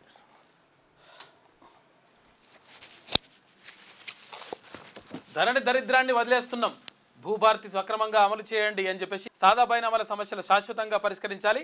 తప్పులు కప్పిపుచ్చుకోవడానికే గత పాలకులు వీఆర్ఏ వ్యవస్థను రద్దు చేశారు. కాళేశ్వరం కూలినందుకు బీఆర్ఎస్ పార్టీని రద్దు చేస్తారా? తెలంగాణ ప్రజలకు భూమికి అవినాభావ సంబంధం ఉంది. ఇక భూమిని ఆక్రమించుకోవాలని చూసిన వారిని తరిమి కొట్టాలని చెప్పేసి కామెంట్ చేసిండు ముఖ్యమంత్రి రేవంత్ రెడ్డి. 5,107 మంది జీపీఓలకు నియామక పత్రాలు అందజేసిండు. గ్రామ పంచాయతీ ఆఫీసర్లు అని చెప్పేసి ప్రత్యేకంగా ఇప్పుడు వీఆర్ఓలు వీఆర్ఏలు వీళ్ళు ఉన్నారు కదా, వాళ్ళు ఏమైంది ఇప్పుడు ఈ మీరు మార్చుకోవచ్చు ఈ ఉద్యోగాన్ని అని చెప్పేసి అంటే ఇళ్ళకి వచ్చింది అన్నమాట. వాళ్ళు అసలు యాక్చువల్గా కొత్తగా నోటిఫికేషన్ వేసిన ఉద్యోగాలు కావు ఇవి. తర్వాత అటువంటిది ఏం కాదు, ఆల్రెడీ ఉద్యోగులుగా ఉన్న వాళ్ళే ఆ ఉద్యోగుల్లో నుంచి మళ్ళీ ఇక్కడ జీపీఓలుగా వచ్చిండ్రు. వాళ్లకు నియామక పత్రాల కార్యక్రమం పెట్టుకున్నారు ప్రభుత్వం. మరి ఇది ఎంతో కొంచెం విడ్డూరంగానే ఉన్నది. ధరణితో పట్టుకున్న దరిద్రాన్ని భూభారతితో తొలగించే ప్రయత్నం చేస్తున్నామని సీఎం రేవంత్ రెడ్డి తెలిపారు. ప్రజలకు రెవెన్యూ అధికారుల వల్ల సమస్యలు రాలేదని, ధరణి వల్లే వచ్చాయని అన్నారు. హైదరాబాద్లోని హైటెక్స్లో శుక్రవారం జరిగిన కొలువుల పండుగ కార్యక్రమానికి సీఎం రేవంత్ రెడ్డి ముఖ్య అతిథిగా హాజరయ్యారు. 5,107 మంది గ్రామ పరిపాలనా అధికారులు అంటే జీపీఓలకు నియామక పత్రాలు అందజేశారు. ఈ సందర్భంగా సీఎం మాట్లాడుతూ భూమితో చెలగాటమాడిన వారెవరూ ఆధిపత్యాన్ని సాధించలేరని, అది అసాధ్యమని పేర్కొన్నారు. గత ప్రభుత్వం టీవీలు పేపర్లు అడ్డం పెట్టుకొని మీపై విష ప్రచారం చేసి మిమ్మల్ని దోషులుగా నిలబెట్టే ప్రయత్నం చేసింది. ఆ తప్పుడు ప్రచారం ప్రజల మెదళ్లలో బలంగా నాటుకుపోయింది. గతంలో మన మీద వేసిన ముద్రను తొలగించుకోవడమే కాదు, ముద్ర వేసిన ఆనాటి పాలకులు ధరణి పేరు మీద పాల్పడ్డ దోపిడీలను ప్రజలకు వివరించాలి. మీ మీద నా మీద ఉన్న ఆరోపణలను తప్పు అని నిరూపించాల్సిన బాధ్యత మనందరిపైన ఉంది అని చెప్పేసి దాన్ని నిరూపిద్దామని ముఖ్యమంత్రి రేవంత్ రెడ్డి అంటుండు. మొత్తం మీద జీపీఓలకు నియామక పత్రాలు అందజేసిండు. అంటే ఒక డిపార్ట్మెంట్ నుంచి ఇంకో డిపార్ట్మెంట్కి మారిన వాళ్ళు అన్నమాట. హైదరాబాద్ నుండి హైటెక్స్లో నిర్వహించిన కొలువుల పండుగ కార్యక్రమంలో జీపీఓలకు నియామక పత్రాలు అందజేస్తున్న సీఎం రేవంత్ రెడ్డి, పక్కన మంత్రులు పొంగిరెడ్డి శ్రీనివాసరెడ్డి, మంత్రి సీతక్క, ఇక స్పీకర్ గడ్డం ప్రసాద్ కుమార్ వీళ్ళందరూ కూడా ఉన్నారు. ఇక్కడ మల్లెడ్డి నంగారెడ్డి అన్న ఉన్నట్టు. ఇక కార్పొరేట్ కంటే క్వాలిటీ విద్య అందిద్దాం, ప్రభుత్వ టీచర్లకు సీఎం రేవంత్ రెడ్డి పిలుపు. క్వాలిటీ విద్య అందించాలంటే కొంచెం క్వాలిటీ మరి మెయింటైన్ చేస్తే మంచిగా ఉంటుంది, కాకపోతే బడ్జెట్లో కేటాయింపులు కూడా అట్లే ఉండాలని అంటున్నారు. ప్రభుత్వ టీచర్లకు సీఎం రేవంత్ రెడ్డి సూచన. పేద పిల్లల జీవితాలు మార్చేలా ఎడ్యుకేషన్ పాలసీ. విదేశాల్లో అధ్యయనానికి ఏటా 200 మంది టీచర్లు పంపిస్తారట. ఫుడ్ పాయిజన్ ఘటనలతో చాలా బాధపడ్డాను, ఇకపై టీచర్లు కూడా పిల్లలతో కలిసి భోజనం చేయాలి. గత ప్రభుత్వంలో ప్రైవేట్ వర్సిటీలు పెట్టి విద్యను వ్యాపారం చేశారు. అస్తవ్యస్తమైన విద్యాశాఖను సెట్ చేసేందుకే తన దగ్గర ఉంచుకున్నట్లు వెల్లడి. ఇక హైదరాబాద్లో టీచర్స్ డే వేడుకలు నిర్వహించారు. 120 మంది టీచర్లకు బెస్ట్ టీచర్ అవార్డులు ఇచ్చిండు నిన్న ముఖ్యమంత్రి రేవంత్ రెడ్డి. ఆమోదమా రాష్ట్రపతిక? బీసీ బిల్లుల విషయంలో గవర్నర్ నిర్ణయంపై తీవ్రంగా ఉత్కంఠ నెలకొని ఉన్నది. ఆమోదం తెలుపుతారా లేకపోతే గవర్నర్ జిష్ణుదేవ్ వర్మ? ఏది బీసీ బిల్లులకు సంబంధించి స్థానిక సంస్థల్లో 42% రిజర్వేషన్ను బీసీలకు కల్పించడానికి సంబంధించి, అటు విద్యా ఉద్యోగాల్లో 42% రిజర్వేషన్కి సంబంధించి బీసీలకు. అయితే మరి ఇప్పుడు దీనికి ఆమోదం తెలుపుతాడా లేకపోతే రాష్ట్రపతికి పంపిస్తాడా? ఆమోదం తెలుపుతేనేమో ఓకే, ఎందుకంటే ఇప్పుడు ఎలక్షన్ పెట్టుకోవచ్చు. ఒకవేళ ఆమోదం తెలపకుండా రాష్ట్రపతికి పంపించిండు అనుకో, మరి పరిస్థితి ఏంది? అప్పుడు ఏం చేస్తుందంటే రాష్ట్ర ప్రభుత్వం మళ్ళీ ఒక హైకోర్టులో ఒకటి పిటిషన్ దాఖలు చేసుకొని ఇంకా కొంచెం మాకు టైం ఇవ్వండి, మేము ఎలక్షన్ పెట్టుకోవడానికి ఇప్పుడు మాకు కుదురుతలేదు, ఎందుకంటే అక్కడ గవర్నర్ ఆమోదించలేదు అని చెప్పేటువంటి ప్రయత్నం ఉంటుందంట. అందుకని కొంతవరకు ఏది స్థానిక సంస్థల ఎన్నికలు మరికొంత ఆలస్యం అయ్యేటువంటి అవకాశం కూడా కనిపిస్తూ ఉంది. ఈ నేపథ్యంలో బీసీ బిల్లుల విషయంలో గవర్నర్ నిర్ణయంపై తీవ్ర ఉత్కంఠ. ఇక రాజ్భవన్కు లీగల్ టీంను పిలిపించుకొని సలహా తీసుకున్న జిష్ణుదేవ్ వర్మ. గతంలో ఇదే చట్ట సవరణ ఆర్డినెన్స్ను రాష్ట్రపతికి పంపిన రాజ్భవన్ ఇక ప్రజల కోణంలో ఆలోచించే నిర్ణయం తీసుకోవాలని ఇప్పటికే రాష్ట్ర ప్రభుత్వం విజ్ఞప్తి చేసింది. రాజముద్ర పడితే బీసీ రిజర్వేషన్లు లోకల్ బాడీ ఎన్నికలకు లైన్ క్లియర్ అవుతుంది. లేదంటే ఎస్టీ రిజర్వేషన్లకు ఇచ్చినట్టే ప్రత్యేకంగా జీవో తీసుకొచ్చి ముందుకెళ్లాలని చెప్పేసి ప్రభుత్వం యోచిస్తూ ఉందంట. ఇటీవల అసెంబ్లీ కౌన్సిల్ ఆమోదించి పంపిన పంచాయతీరాజ్ మున్సిపల్ చట్ట సవరణ బిల్లులు విషయంలో గవర్నర్ తీసుకోబోయే నిర్ణయంపై ఉత్కంఠ కొనసాగుతోంది. గురు శుక్రవారంలో లీగల్ టీంను రాజ్భవన్ పిలిపించుకొని మంతనాలు సాగించిన గవర్నర్ జిష్ణుదేవ్ వర్మ నిర్ణయం మాత్రం వెల్లడించలేదు. గతంలో పంచాయతీరాజ్ చట్ట సవరణ ఆర్డినెన్స్ను రాష్ట్రపతికి పంపిన గవర్నర్ తాజా బిల్లులను ఆమోదిస్తారా లేదంటే రాష్ట్రపతికి పంపుతారనే విషయంలో ఇంకా స్పష్టత రాలేదు. వరుసగా 3 రోజులు సెలవులు కావడంతో దీనిపై సోమవారం క్లారిటీ వచ్చే అవకాశం ఉందని రాజ్భవన్ వర్గాలు చెప్తున్నాయట. మరి చెప్తూనే మంచిగానే ఉన్నది కానీ ఆమోదం చెప్తాడా అంటే చెప్తాడా మరి చెప్పడో అర్థం కానటువంటి పరిస్థితి. మ్యాక్సిమం చెప్పకపోయే అవకాశం ఉందంట. దీంతో ఏమవుతుంది, రాష్ట్రపతికి పంపిస్తాడు. రాష్ట్రపతికి పంపిస్తే ఒక రకంగా ఏమవుతుంది, పెండింగ్ పెట్టినట్టు లెక్క. పెండింగ్ పెడితే ఏమవుతుంది, ఇక్కడ లోకల్ బాడీ ఎలక్షన్లు ఏవైతే సర్పంచ్ ఎలక్షన్లు, ఎంపీటీసీ, జెడ్పీటీసీ ఈ అన్ని ఎలక్షన్లు లేట్ అయ్యేటువంటి అవకాశం ఉంటుంది. పరిస్థితి ఆడున్నది లెక్క. బీసీలకు సంబంధించినట్టు ఇట్లా ఉంటుంది లెక్క. ఇక ఎన్కౌంటర్లో 6 మావోయిస్టులు మృతి. ఛత్తీస్గఢ్లో జరిగిన ఎన్కౌంటర్లో 6 మావోయిస్టులు మృతి చెందారు. అబూజ్మడ్ అడవుల్లో మావోయిస్టులు సమావేశమయ్యారన్న సమాచారంతో భద్రతా బలగాలు సెర్చ్ ఆపరేషన్ చేపట్టినాయంట. ఇక హైడల్ పవర్ డబుల్. రాష్ట్రంలో భారీ వర్షాలతో జల విద్యుత్ ఉత్పత్తి భారీగా పెరిగింది. అయితే ఈ సీజన్లో ఇప్పటి వరకు 2903 మిలియన్ యూనిట్ల జల విద్యుత్ ఉత్పత్తి జరిగింది. గతేడాది ఇదే సమయానికి 1517 మిలియన్ యూనిట్లు మాత్రమే ఉత్పత్తి అయింది. అంటే ఈ ఏడాది ఉత్పత్తి రెట్టింపు స్థాయిలో నమోదైందంట. జల విద్యుత్తు ఎక్కువ వస్తుందంట. ఎందుకనంటే నీళ్ళు వస్తున్నాయి కదా, బాగా అక్కడ వరదలు వస్తున్నాయి కాబట్టి ఇక్కడ కృష్ణా గోదావరి నదులు పొంగి పొర్లుతూ ఉన్నాయి. ఈ నేపథ్యంలో కృష్ణానది పైన ఉన్నటువంటి శ్రీశైలం డ్యామ్ దగ్గర, తర్వాత ఇక్కడ నాగార్జున సాగర్ దగ్గర, నాగార్జున సాగర్ ఏమో బహుళార్థక సాధక ప్రాజెక్టు. బహుళార్థక సాధకం అంటే ఏంటంటే ఒకటి ఓన్లీ ఏది సాగునీరు మాత్రమే కాకుండా సాగునీరు, తాగునీరు, దీంతో పాటు విద్యుత్ ఉత్పత్తికి సంబంధించిన ఉంటుంది కాబట్టి రకరకాల ప్రయోజనాలు ఉంటే దాన్ని బహుళార్థ సాధక ప్రాజెక్ట్ అంటారు. అది నాగార్జున సాగర్.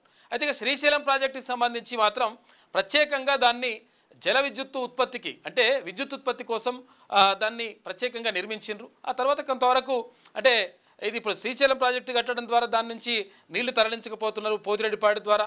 దాంతో అక్కడ ఏది మద్రాసుకు తాగునీరు అందించే కార్యక్రమంతో పాటు ఈ పోతిరెడ్డిపాడు నుంచి తీసుకుపోయినటువంటి నీళ్లతోటి రాయలసీమకు నీళ్లు పంపిస్తూ ఉన్నారు. మొత్తం కూడా ఎంత కథ జరుగుతూ ఉంది. మొత్తం మీద కొంతవరకు అయితే వరదలు తర్వాత నదులు ఉప్పొంగడంతో జల విద్యుత్తు కొంతవరకు ఎక్కువ అవుతుంది, డబుల్ అయిందంట ఉత్పత్తి. Hydel power. ఇక మహిళా ఐపీఎస్కు అజిత్ పవార్ బెదిరింపులంట. మహిళా ఐపీఎస్ ఆఫీసర్ను మహారాష్ట్ర డిప్యూటీ సీఎం అజిత్ పవార్ బెదిరించారు. మొరం అక్రమ తవ్వకరను అడ్డుకునేందుకు వెళ్ళిన ఆమెపై నోరు పారేసుకున్నారు. ఈ వివాదానికి సంబంధించిన వీడియో కూడా సోషల్ మీడియాలో వైరల్ అయిందంట. మరి ఏమన్నాడో ఏం కథనో. ఇక ఈ నెల 15న కామారెడ్డిలో కాంగ్రెస్ సభ 1,00,000 మందితో నిర్వహిస్తామని చెప్పేసి పీసీసీ చీఫ్ మహేష్ కుమార్ గౌడ్ అంటున్నాడు. లోకల్ బాడీ ఎన్నికలకు గడువు పొడిగించాలని కోర్టును కోరుతామంటున్నాడు. దీన్ని బట్టి మనం అర్థమయ్యేది ఏంటంటే ఇక్కడ గవర్నర్ ఆమోదించేటువంటి అవకాశం లేదు, దానికి రాష్ట్రపతికి పంపుతారు.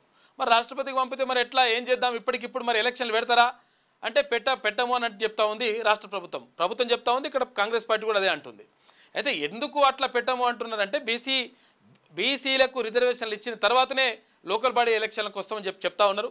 నిజంగా ఒకవేళ అట్లనే వస్తే ఇది మంచి పరిణామమే. ఎందుకంటే బీసీలకు 42% రిజర్వేషన్ ఇవ్వాల్సినటువంటి బాధ్యత ప్రభుత్వం పైన ఉన్నది. ఎందుకంటే ప్రభుత్వం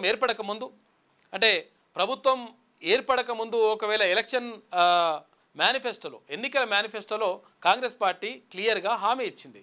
ఏది స్థానిక సంస్థల ఎన్నికల్లో 42% రిజర్వేషన్లు బీసీలకు కల్పిస్తామని చెప్పేసి హామీ ఇచ్చింది.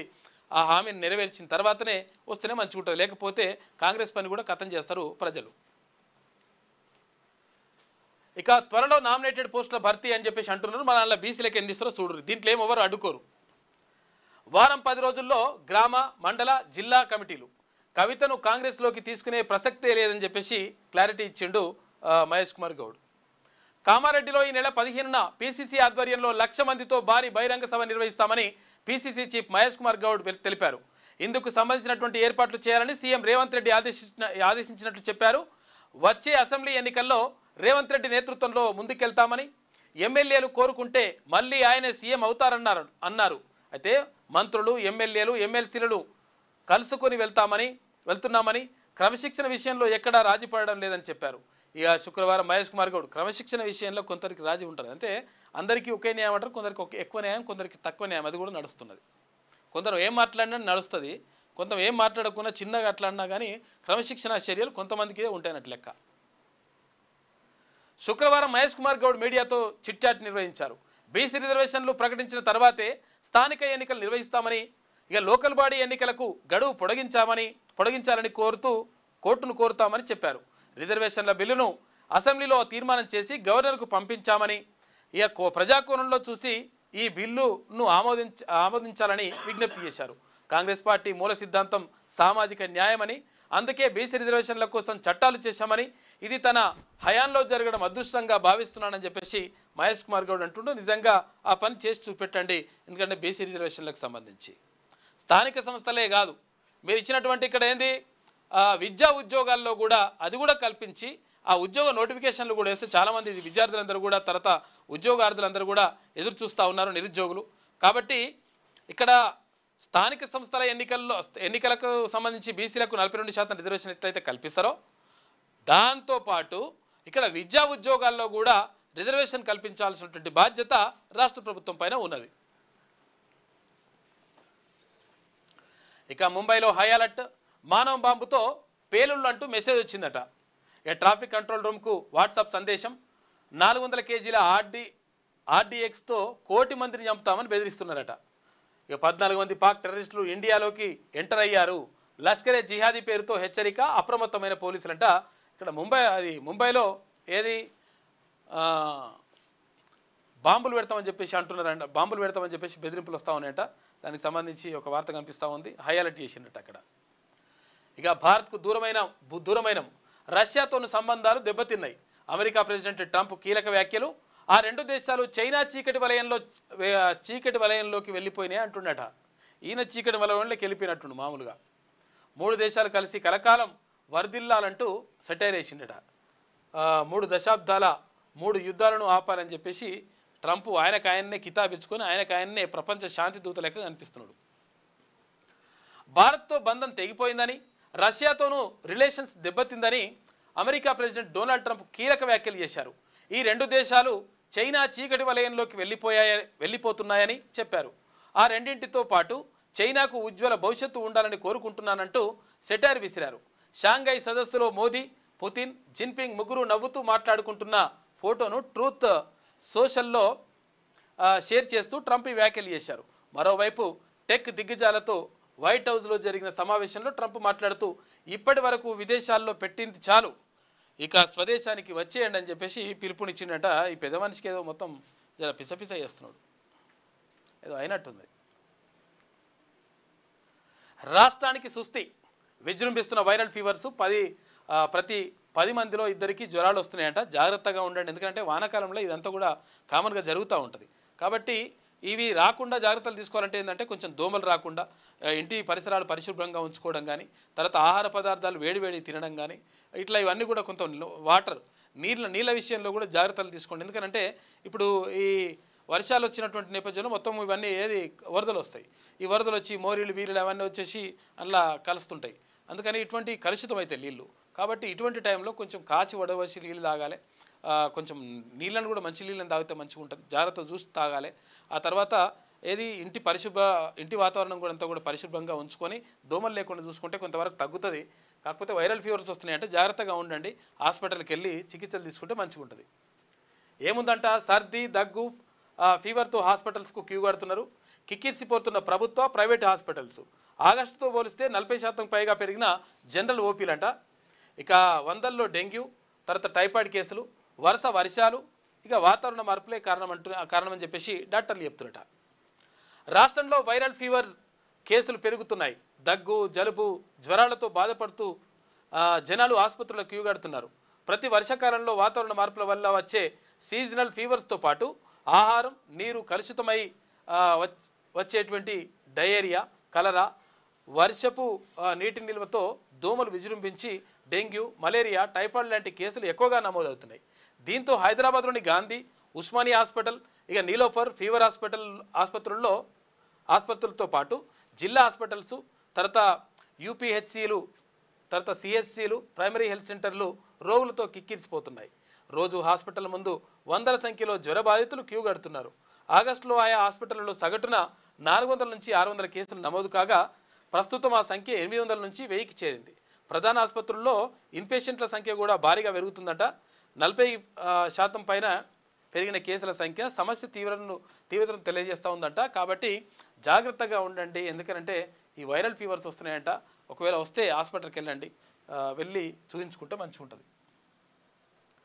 హైదరాబాద్కు సిబిఐ డైరెక్టర్ ప్రవీణ్ కుసూద్ ఇక శ్రీశైలానికి వెళ్ళొచ్చి నేషనల్ పోలీస్ అకాడమీలో బస చేస్తారట. ఇక నేడు ట్రైనీ ఐపీఎస్లకు లెక్చర్, అనంతరం ఢిల్లీకి పయనం. కాళేశ్వరం కేసును సిబిఐకి అప్పగించిన నేపథ్యంలో ప్రవీణ్ పర్యటనకు ప్రాధాన్యం సంతరించుకున్నది. సిబిఐ వాళ్ళు వస్తున్నారు. ఇక సర్కార్ చేతికి అవినీతి అధికారుల చిట్టా. ఇప్పటికే 5 శాఖలకు సంబంధించి 18 రిపోర్టులు ఇచ్చిన ఏసీబీ. ఆ నివేదికల ఆధారంగా విజిలెన్స్ విచారణకు ప్రభుత్వం ఆదేశాలు జారీ చేసింది. మున్సిపల్, రెవెన్యూ, ఆర్టీఏ, పోలీస్, రిజిస్ట్రేషన్ల శాఖల్లో ఎక్కువ కరప్షన్స్ జరిగినట్టుగా తెలుస్తూ ఉందంట. అవినీతి ఈ శాఖలలో ఉందంట. మున్సిపల్ శాఖలో, రెవెన్యూ శాఖలో, తర్వాత ఆర్టీఏలో, పోలీస్ శాఖలో, ఇటు రిజిస్ట్రేషన్ల శాఖ, ఇవన్నిట్లలో కూడా అవినీతి ఎక్కువగా ఉందంట. కరప్షన్కు సంబంధించినటువంటి రిపోర్ట్ ఇచ్చిందంట ఏసీబీ అధికారులు. ఇక ఈ సౌండ్ భరించలేక వినాయకుడు వెళ్ళిపోతుందంట. ఇలా వినాయకుని శోభాయాత్ర ఉంటుంది.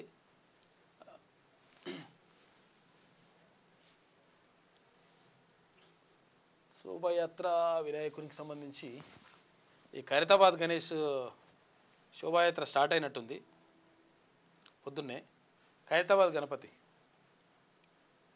గణపతికి సంబంధించి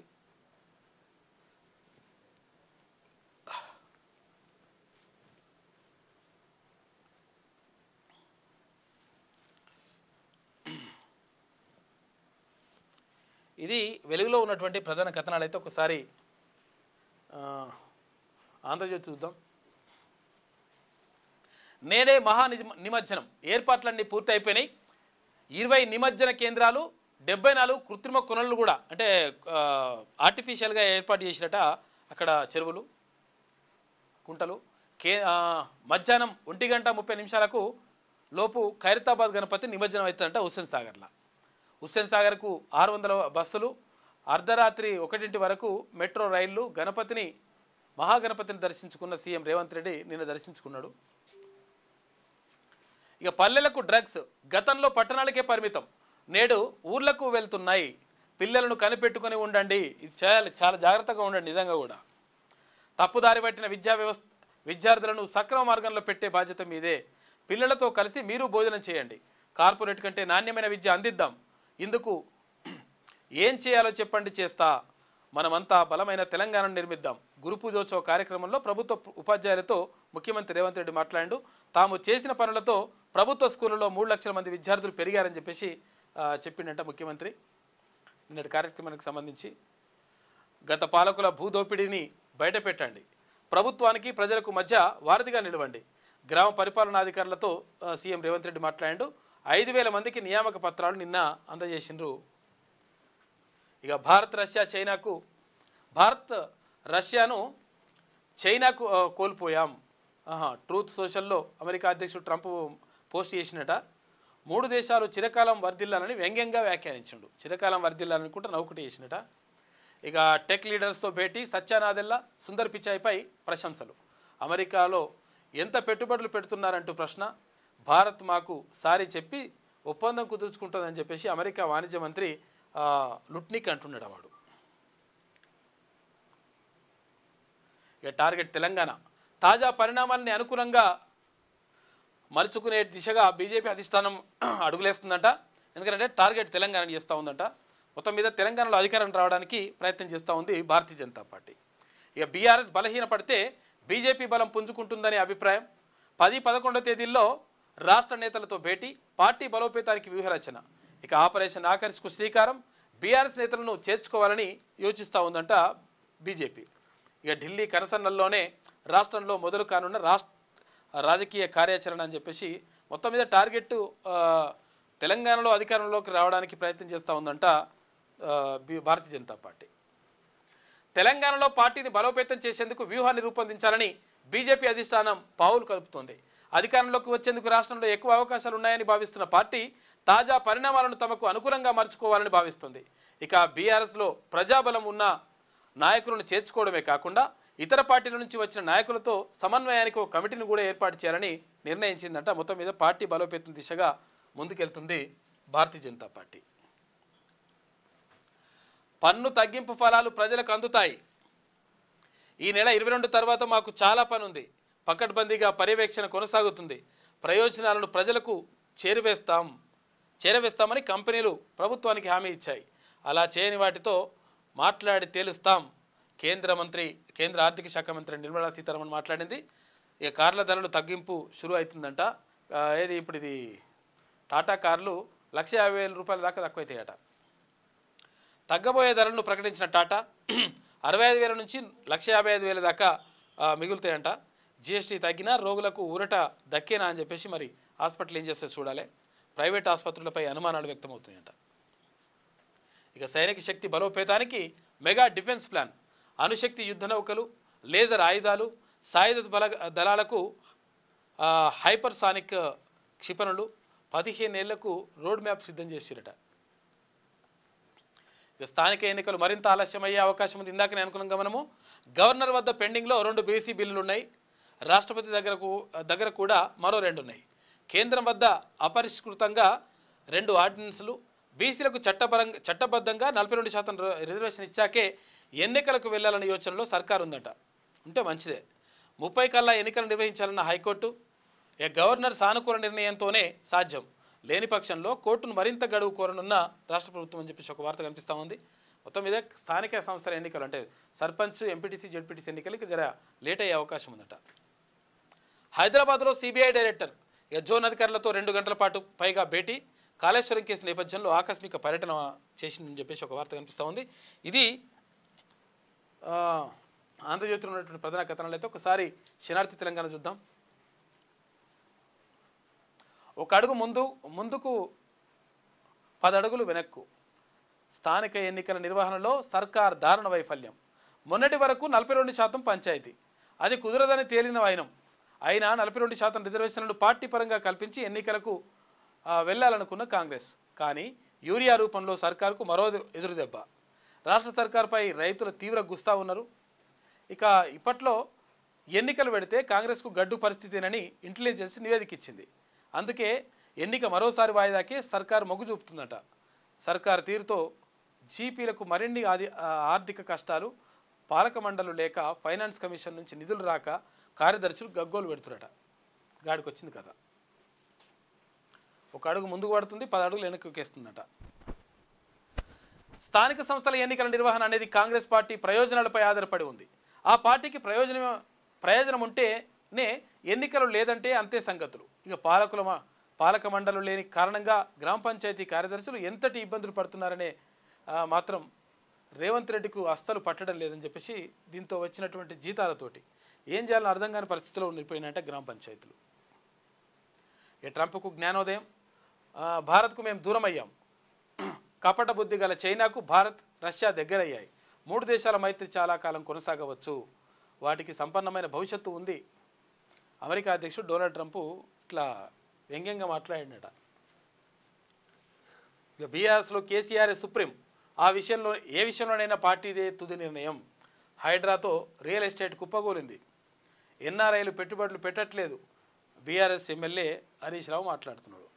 ఇక హైదరాబాద్కు సిబిఐ డైరెక్టర్, కోటిలోని సిబిఐ అధికారులతో భేటీ.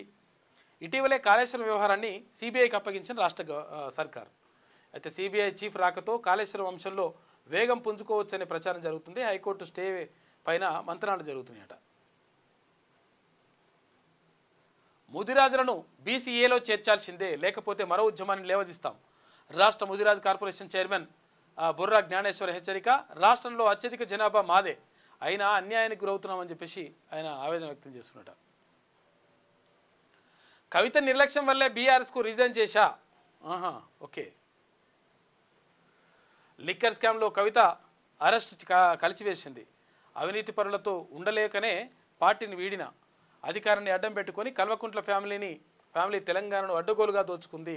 మాజీ మంత్రి ఎమ్మెల్యే కడియం శ్రీహరి మాట్లాడుతున్నాడు. ఇప్పుడు పసిడికి రికార్డు ధర 10 గ్రాములకు 1,10,000 రూపాయలు వలుకుతుందట. ఇక 6 రోజుల్లో 6,000కు పెరుగుదల. డాలర్ బలహీనపడడంతో ఇక్కడ బంగారం ధర పెరుగుతూ ఉంది. కార్పొరేట్కు ధీటుగా సర్కార్ బడులు. విద్యారంగానికి ఏటా 40,000 కోట్ల రూపాయలు ఖర్చు చేస్తామని చెప్పేసి ముఖ్యమంత్రి రేవంత్ రెడ్డి అంటుండు. గతంలో KG to PG ఉచిత విద్య అమలు కాలేదు. ప్రస్తుతం ప్రభుత్వ బడుల్లో నర్సరీ, LKG, UKG పెట్టబోతున్నాం.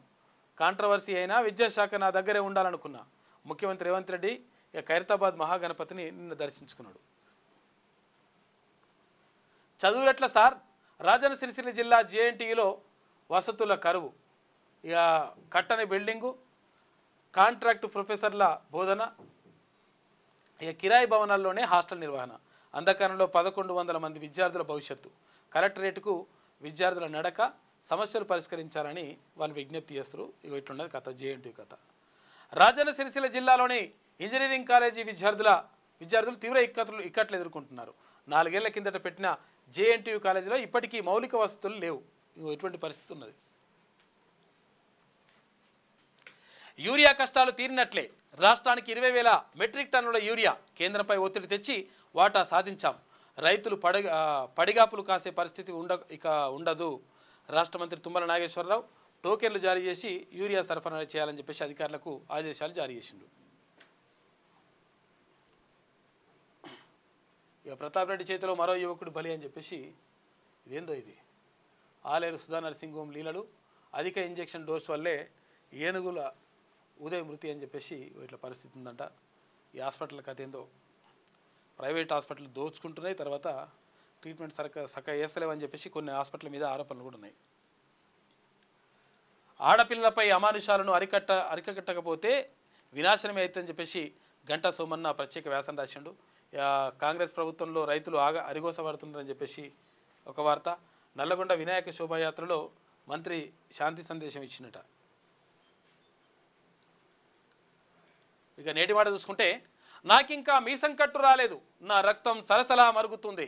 రాజకీయాల రంపపు కోత నా జాతుల గుండెలు అలసిపోయేలా చేస్తుంది. ప్రభుత్వాల పెత్తనమ్మ బతుకులను కాలరాస్తుంది. అగ్రవర్ణ నాయకుల అరాచకాలు హద్దులు దాటుతోంది. నిరుద్యోగం, పేదరికం సామాన్యులను దంపుతుంది. ఇక సమాజంలో దళారుల హవానే కొనసాగుతుంది. శ్రీమంతులు, కార్పొరేట్ శక్తులు దేశ సంపదను లూటీ చేస్తున్నారు. ఆధిపత్య వర్గాలను ఎదిరించేందుకు ఒకప్పుడు అన్నలు పుట్టుకొచ్చారు. పేదల పక్షాన నిలబడ్డారు. భూములు పంచారు, జాగలు ఇచ్చారు. ఇప్పుడు నక్సల్బరీ పోరాటం ఉనికిని కోల్పోతుంది. ఎదిరించే వాళ్ళు లేక ఆధిపత్య కులాలు, అవినీతి నాయకులు తోకలు ఊపుతున్నారు. నా దేశంలో న్యాయం కోసం సామాన్యులు, మహనీయులు విగ్రహాల చుట్టూ ప్రదక్షిణలు చేస్తున్నారని చెప్పేసి పెద్దపల్లి రాజన్న ఆవేదనతోటి రాసిండు నేటి మాట. ఇది శనార్థిలో ఉన్నటువంటి ప్రధాన కథనాలైతే ఒకసారి పల్లవి చూద్దాం. వరద బాధితులను ఆదుకుంటాం. కామారెడ్డి జిల్లాలో రేవంత్ రెడ్డి పర్యటన. దెబ్బతిన్న వంతెనను పరిశీలించిన సీఎం. శాఖల మధ్య సమన్వయం అని చెప్పేసి ఒక వార్త కనిపిస్తూ ఉంది. ఇది నిన్న పేపర్ ఉన్నట్టుంది. ఇది అంతే కదా, ఈరోజు పేపర్ రాలేదు ఇంకా. ఓకే, ఇక ఏమేమంటుందో చూద్దాం. ఇది కూడా యూరియా సంక్షోభం వెనుక పెనుకుట్ర అని చెప్పేసి పంట కొనుగోళ్లు బోనస్ ఎగవేతకే కొరత సృష్టించారని చెప్పేసి కేటీ రామారావు అంటున్నాడు. చూసుకో, ఇక చేతగాని కాంగ్రెస్ క్షమాపణ చెప్పాలి. 21 నెలల పాలనలో రాష్ట్రం అస్తవ్యస్తమైందని ఇట్లా చెప్పుకొస్తున్నది. యూరియా అడిగినందుకు కేసు అంట. ఎల్లారెడ్డిపేటలో శుక్రవారం రైతు మానుక లక్ష్మణ్ ఇంటికి చేరుకొని ఆరాధిస్తున్న పోలీసులు. ఇక యూజ్లెస్ ఫెలో, రాస్కెల్, ఈడియట్, ఉన్నతాధికారుల తిట్ల పురాణం అంట. అగో హడలెత్తిపోతున్న కింది స్థాయి అధికారులు, సిబ్బందిపై కొందరు ఐఏఎస్లు దుర్భాషలాడుతురట. ఐఏఎస్ ఇట్లా మాట్లాడితే ఎట్లా మరి? ఎందుకంటే పోలీసు డిపార్ట్మెంట్లో ఇట్లుంటుంది లెక్క. కొంతవరకు బాసిజం ఉంటుంది ఎక్కువ. ఇది డిపార్ట్మెంట్లే బాసిజం ఎక్కువ ఉంటుంది. ఇటీవల సచివాలయంలో ఐటీ పరిశ్రమ సెక్రటరీ బూతులతో అధికారికి గుండెపోటు వచ్చిందంట. వీఆర్ఎస్ తీసుకునే యోచనలో మరికొందరు ఉన్నారంట. రాజీనామాకు సైతం సిద్ధపడిన ఉద్యోగులు. ఇలాంటివి జరగకుండా చూసుకోవాలి, చర్యలు చేపట్టాలని సిఎస్కు TGSO వినతి పత్రం ఇచ్చిందట. సీఎంకు ఫిర్యాదు సిద్ధమవుతున్న సంఘాలు. ఒక్కో బదిలీకి 20 లక్షల రూపాయలట. బిగ్ బ్రదర్తో జీవ ఉన్నతాధికారులు కుమ్మక్క అని చెప్పేసి ఇదేందో మరి. టీచర్లు బాగా కష్టపడండి, నేను మళ్ళీ సీఎం అవుతా, విద్యార్థుల సంఖ్య తగ్గేందుకు టీచర్లు కారణమని చెప్పేసి ముఖ్యమంత్రి అన్నట్టుగా ఒక వార్త. రేవంత్ ఎప్పటికైనా బీజేపీలోకే, మంత్రి కోమటిరెడ్డిది కూడా అదే బాట. ఇప్పటికే గడ్కరీ అమిత్ షాతో రహస్య భేటీ అని చెప్పేసి ఇక్కడ జగదీష్ రెడ్డి అంటున్నాడు. వృద్ధ భారతం, దేశంలో పెరుగుతున్న సీనియర్ సిటిజన్లు 50 ఏళ్లలో 17% తగ్గిన పిల్లల నిష్పత్తి అంట. ఇక 5.2% నుంచి 1.9కి తగ్గిన సంతానోత్పత్తి రేటు. వయోధికులు జనాభా అత్యధికంగా కేరళలోనే ఉందంట. పెరుగుతున్న శ్రామిక వయోవృద్ధుల గ్రూపుల సంఖ్య. వాస్తవాలు వెల్లడించిన ఎస్ఆర్ఎస్ నివేదికనంట. హైడ్రా పేరిట 50 లక్షల వసూలు. పహాడి షరీఫ్లో ఫిర్యాదు చేసిన హైడ్రా ఏసీపీ న్యాయవాది సహా 3 కేసు పెట్టినట. ఇండియన్స్ ఇక చాలు, అమెరికా అంతా ఇప్పటికే మీతో నిండిపోయింది, కొత్తగా ఇంకెవరు రావాల్సిన అవసరం లేదని చెప్పేసి మీ వల్ల ఉద్యోగాలు అవకాశాలు కోల్పోతున్నాం, భారత్కు వ్యతిరేకంగా ట్రంప్ మద్దతుదారులు ప్రచారం చేస్తున్నట. మేక్ అమెరికా గ్రేట్ అగైన్ అంటూ నినాదాలు చేసిరట. ఇక ఆంక్షలతో ప్రవాసుల్ని తరిమివేయాలని డిమాండ్. సోషల్ మీడియాలో ఉధృతంగా పోస్టులు, చర్చలు జరుగుతున్నాయట. ఇక హోమ్ రోడ్లకు తాత్కాలిక బ్రేక్. కాంట్రాక్టర్ల నుంచి అభ్యంతరాలు తీసుకుంటున్నట. నిధుల సమీకరణపై రాని స్పష్టత అని చెప్పేసి ఒక వార్త. భారత్ రష్యాను చైనాకు చేజార్చుకున్నామని చెప్పేసి ఇప్పుడు అనుకుంటున్నట ట్రంప్. రండం ఏమైంది? తప్పించుకుందా, తప్పిపోయిందా? తప్పిపోయిందంట. ఇగో ఈ అమ్మాయి, ఈ పాప కొంచెం ఒకసారి జూమ్ తీసుకో. ఏం పేరమ్మా? కాల్యావాణి. ఏంది అంటే ఎక్కడ తప్పిపోయింది? ఊరి వేసుకున్నాయి సార్, ఏడాది కింద ఊరి వేసుకుంటే ఆ దాఖలా హన్మకొండ దాఖలా ఎంజిఎంలో తీసుకోపోతే కొంచెం తగ్గింది. ఎందుకు ఊరి వేసుకున్నది? బర్రెల పొమ్మని ఒక దెబ్బ కొట్టే వరకు ఊరి వేసుకున్నది. ఊరి వేసుకుంటే ఆమె దాఖలా ఎంజిఎంలో హన్మకొండ దాఖలు వేసిన దాఖలు అయితే ఒక తీరుగా అయింది. అయితే ఇక ఇట్లనే ఏడాది దాకా మంచిగా ఉన్నది. ఏడాది దాకా మంచిగా ఉన్నప్పుడు ఇక ఇంట్లో ఇక అట్లనే ఉండి తినుకుంటా అట్లనే చేసుకుంటా జర మెంటల్ ఖరాబ్ మాట్లాడుతుంది. కొంచెం పిచ్చి పిచ్చి మాట్లాడుతుంది. మన గుర్తుపట్టది. మా అమ్మ అంటే అమ్మ అన్నది, ఎవరో అనుకుంటది, ఎవరో ఏమో అంటది. ఎన్ని సంవత్సరాలు ఉంది? 16 పోయి 17 సంవత్సరాలు పడుతున్నాయి. ఇప్పుడు 17 సంవత్సరాలు. 16కు అట్లా చేస్తుంటే ఈ మెంటల్ ఖరాబ్ అయిందా అని. ఏ ఊరు మీది? మాది బచ్చనపేట మండలం కట్కూరు సోలమల్లి, జనగాం జిల్లా బచ్చనపేట మండలం కట్కూరు. అయితే ఇక ఈ పిచ్చి పిచ్చి చేస్తే ఏమైనా నరాలు ఇట్లా ఊరి వేసుకుంటే ఏమైనా డామేజ్ లెక్క రక్తం కట్టలేక ఏమైనా అయితే ఆడ గోళీలు తీసుకొని చూపెడదామా అని తీసుకుపోయినా సార్. ఎడి తీసుకుపోయారు? ఎర్రగడ్డ. ఓకే. ఎర్రగడ్డ తీసుకుపోతే ఆ మేడం అన్ని చూసి రిపోర్ట్లు రిపోర్ట్లు చూసి అమ్మకు ఈ రిపోర్ట్లు ఈ నరాలు దాఖలా ఉస్మాని దాఖలా రాసుకున్నా అక్కడ రాపించుకొని తోలుకొని అమ్మ తోలుకొస్తే ఆమెకి తగ్గట్టు గోళీలు ఇస్తాను ఆమె అని. సరే అని ఉస్మాని దాఖలా వచ్చినాం. వస్తే ఆ సార్లు లేరు, మన నరాల నెత్తికి చూసే సార్ లేరు. 2 రోజులు డాక్టర్ లేరు. అన్ని 2 రోజులు పండుకున్నాం. 2 రోజులు పండుకుంటే ఇక పిచ్చి పిచ్చి అట్టనే చేస్తుంది, లేచిపోతుంది, ఇటు తిరుగుతుంది, అటు తిరుగుతుంది, ఇక మన గుర్తుపట్టది, అలా గుర్తుపట్టది. ఏం పేరు? కాల్యావాణి అంట. ఎడ తప్పిపోయిందమ్మా? వస్తే ఇక వాళ్ళు డాక్టర్ వస్తే అమ్మ ఈ ఉస్మాన్ అక్కడ డాక్టరు ఎల్సెల్ తీసుకోరా, అది రిపోర్ట్ ఇవ్వలే, ఇచ్చింది ఇట్లా ఫోటోలు దించిన రిపోర్ట్ ఇవ్వలే, ఒకటి కాగితాలు ఇచ్చారు. ఈ రిపోర్ట్ తీసుకోరా అమ్మ, దానికి ఏం పట్టిందో మేము పట్టించి చూస్తాం అని చెప్పి ఆరకు హైదరాబాద్ ఎక్కినాం. హైదరాబాద్ ఎక్కితే ఈ చిన్న ఆధార్ కార్డు ఉన్నది, ఆయన పైసలు అన్నీ అయిపోయినాయి. పైసలు ఇవ్వాలమ్మ 150 జనగం ఎక్కితే 150 ఇవ్వని ఆమె సార్ అన్నాడు. సార్ నేను దాఖలు తిరిగి సత్తున్నాను సార్, పైసలు లేవు సార్ అని అన్నారు. వదులు పైసలు లేకుంటే దిగుమని ఆడ దించేసుడు కాడ ఆధార్ కార్డు ఉంటే ఎక్కిస్తుంటే పైసలు ఇవ్వమంటుంది, ఏజ్ తక్కువ ఉన్నదని. ఆడ దించే ఆరకు ఇక ఉప్పల బస్సు దొరికింది. ఉప్పల్లో వచ్చి దిగినాం. సంచులు పట్టుకొని దిగిందా? ఆమె దిగింది. సంచులు పట్టుకొని ఇక కుర్చీ కాడ పక్కకు పెట్టి ఇట్లా వంగి పెట్టి ఆరకు 2 బస్సులు వచ్చినాయి. అట్లా హైదరాబాద్ కాంచి ఇటు వచ్చినాయి. వచ్చేవరకు ఈ బస్సు జనగాం పోతుంది అన్న అంటే జనగాం పోదు అని ఈ బస్సు అంటే ఈ బస్సు చెప్తే ఇటు ముంగట నిలబడేది. మళ్ళీ అటు ఒక్క బస్సు వస్తే బస్సు జనగాం పోతా అంటే పోదా అన్నది పోయి ఇటు తిరిగే వరకు ఆ బస్సు లేదు ఈమె లేదు మళ్ళీ ఎర్ర బస్ ఎక్కిందా మరి ఎట్లా బస్సు ఎక్కింది తెలతలేదు ఇండియా కాట కలిసింది ఎటానా వెళ్ళిపోయింది తెలతలేదు సార్ ఎక్కడ ఇప్పుడు ఉప్పల్ కాడ ఉప్పల్ కానీ ఉప్పల్ రింగ్ రోడ్ లో మిస్ అయింది ఏ రోజు ఇప్పుడు 2 రోజులు అవుతుంది సార్ అమ్మ గులినప్పులేలాగా అది ఫొటోస్ తెచ్చినాం హాస్పిటల్ది అది బస్ స్టాండ్ సెల్లులాగా ఇగో ఈ ఫోటోలు అంట ఈ ఫోటోలు ఉన్న అమ్మాయి తప్పిపోయిందంట కొంచెం మతిస్థిమితం మంచిగా లేదంట కాబట్టి ఎవరికైనా కనిపిస్తే నెంబర్ ఏమైనా ఉందా అమ్మా ఫోన్ నెంబర్ ఉందా ఫోన్ నెంబర్ ఉందా చెప్పు నెంబర్ చెప్పమ్మా ఇక ఒకవేళ కనిపిస్తే ఈ అమ్మాయి కనిపిస్తే ఒకసారి కొంచెం ఈ ఫోటో దగ్గర పెట్టి చూపించు అక్కడ చూపించు నెంబర్ చెప్పు 799 లేదు చెప్పు నెంబర్ చెప్పు 582 1011 ఈ నెంబర్కి ఫోన్ చేయండి 79958210111 నెంబర్కి ఫోన్ చేయండి ఎవరైనా ఈ అమ్మాయి కనిపిస్తే కాలియా వాణి అని చెప్పేసి ఈ అమ్మాయి 17 సంవత్సరాలు ఉందంట ఇక్కడ ఉప్పల్ రింగ్ రోడ్ దగ్గర 2 రోజుల క్రితం తప్పిపోయింది కాబట్టి ఎవరికైనా కొంచెం తెలిస్తే మాత్రం ఆ ఇన్ఫర్మేషన్ ఈ నెంబర్కి ఇన్ఫర్మేషన్ ఇవ్వండి దయచేసి పాపం వాళ్ళు బాగా ఇబ్బంది పడుతున్నారు బాధపడుతున్నారు నిన్న కూడా వచ్చిపోయింది ఇక్కడికి ఆఫీస్కి వచ్చిపోతే నిన్న మధ్యాహ్నం వస్తే మళ్ళీ ఇప్పుడు చిన్న వీడియో చేసినా కానీ అది చాలామందికి చేరదని చెప్పేసి మార్నింగ్ న్యూస్లో చెప్తే బాగుంటుందని చెప్పేసి వీళ్ళని రమ్మని చెప్పినాము అందుకని వీళ్ళు వచ్చిండ్రు కాబట్టి ఎవరికి కొంచెం తెలిసినా కానీ ఇన్ఫర్మేషన్ ఇవ్వండి ఆ నెంబర్కి రైట్ ఇది ఓకేనమ్మా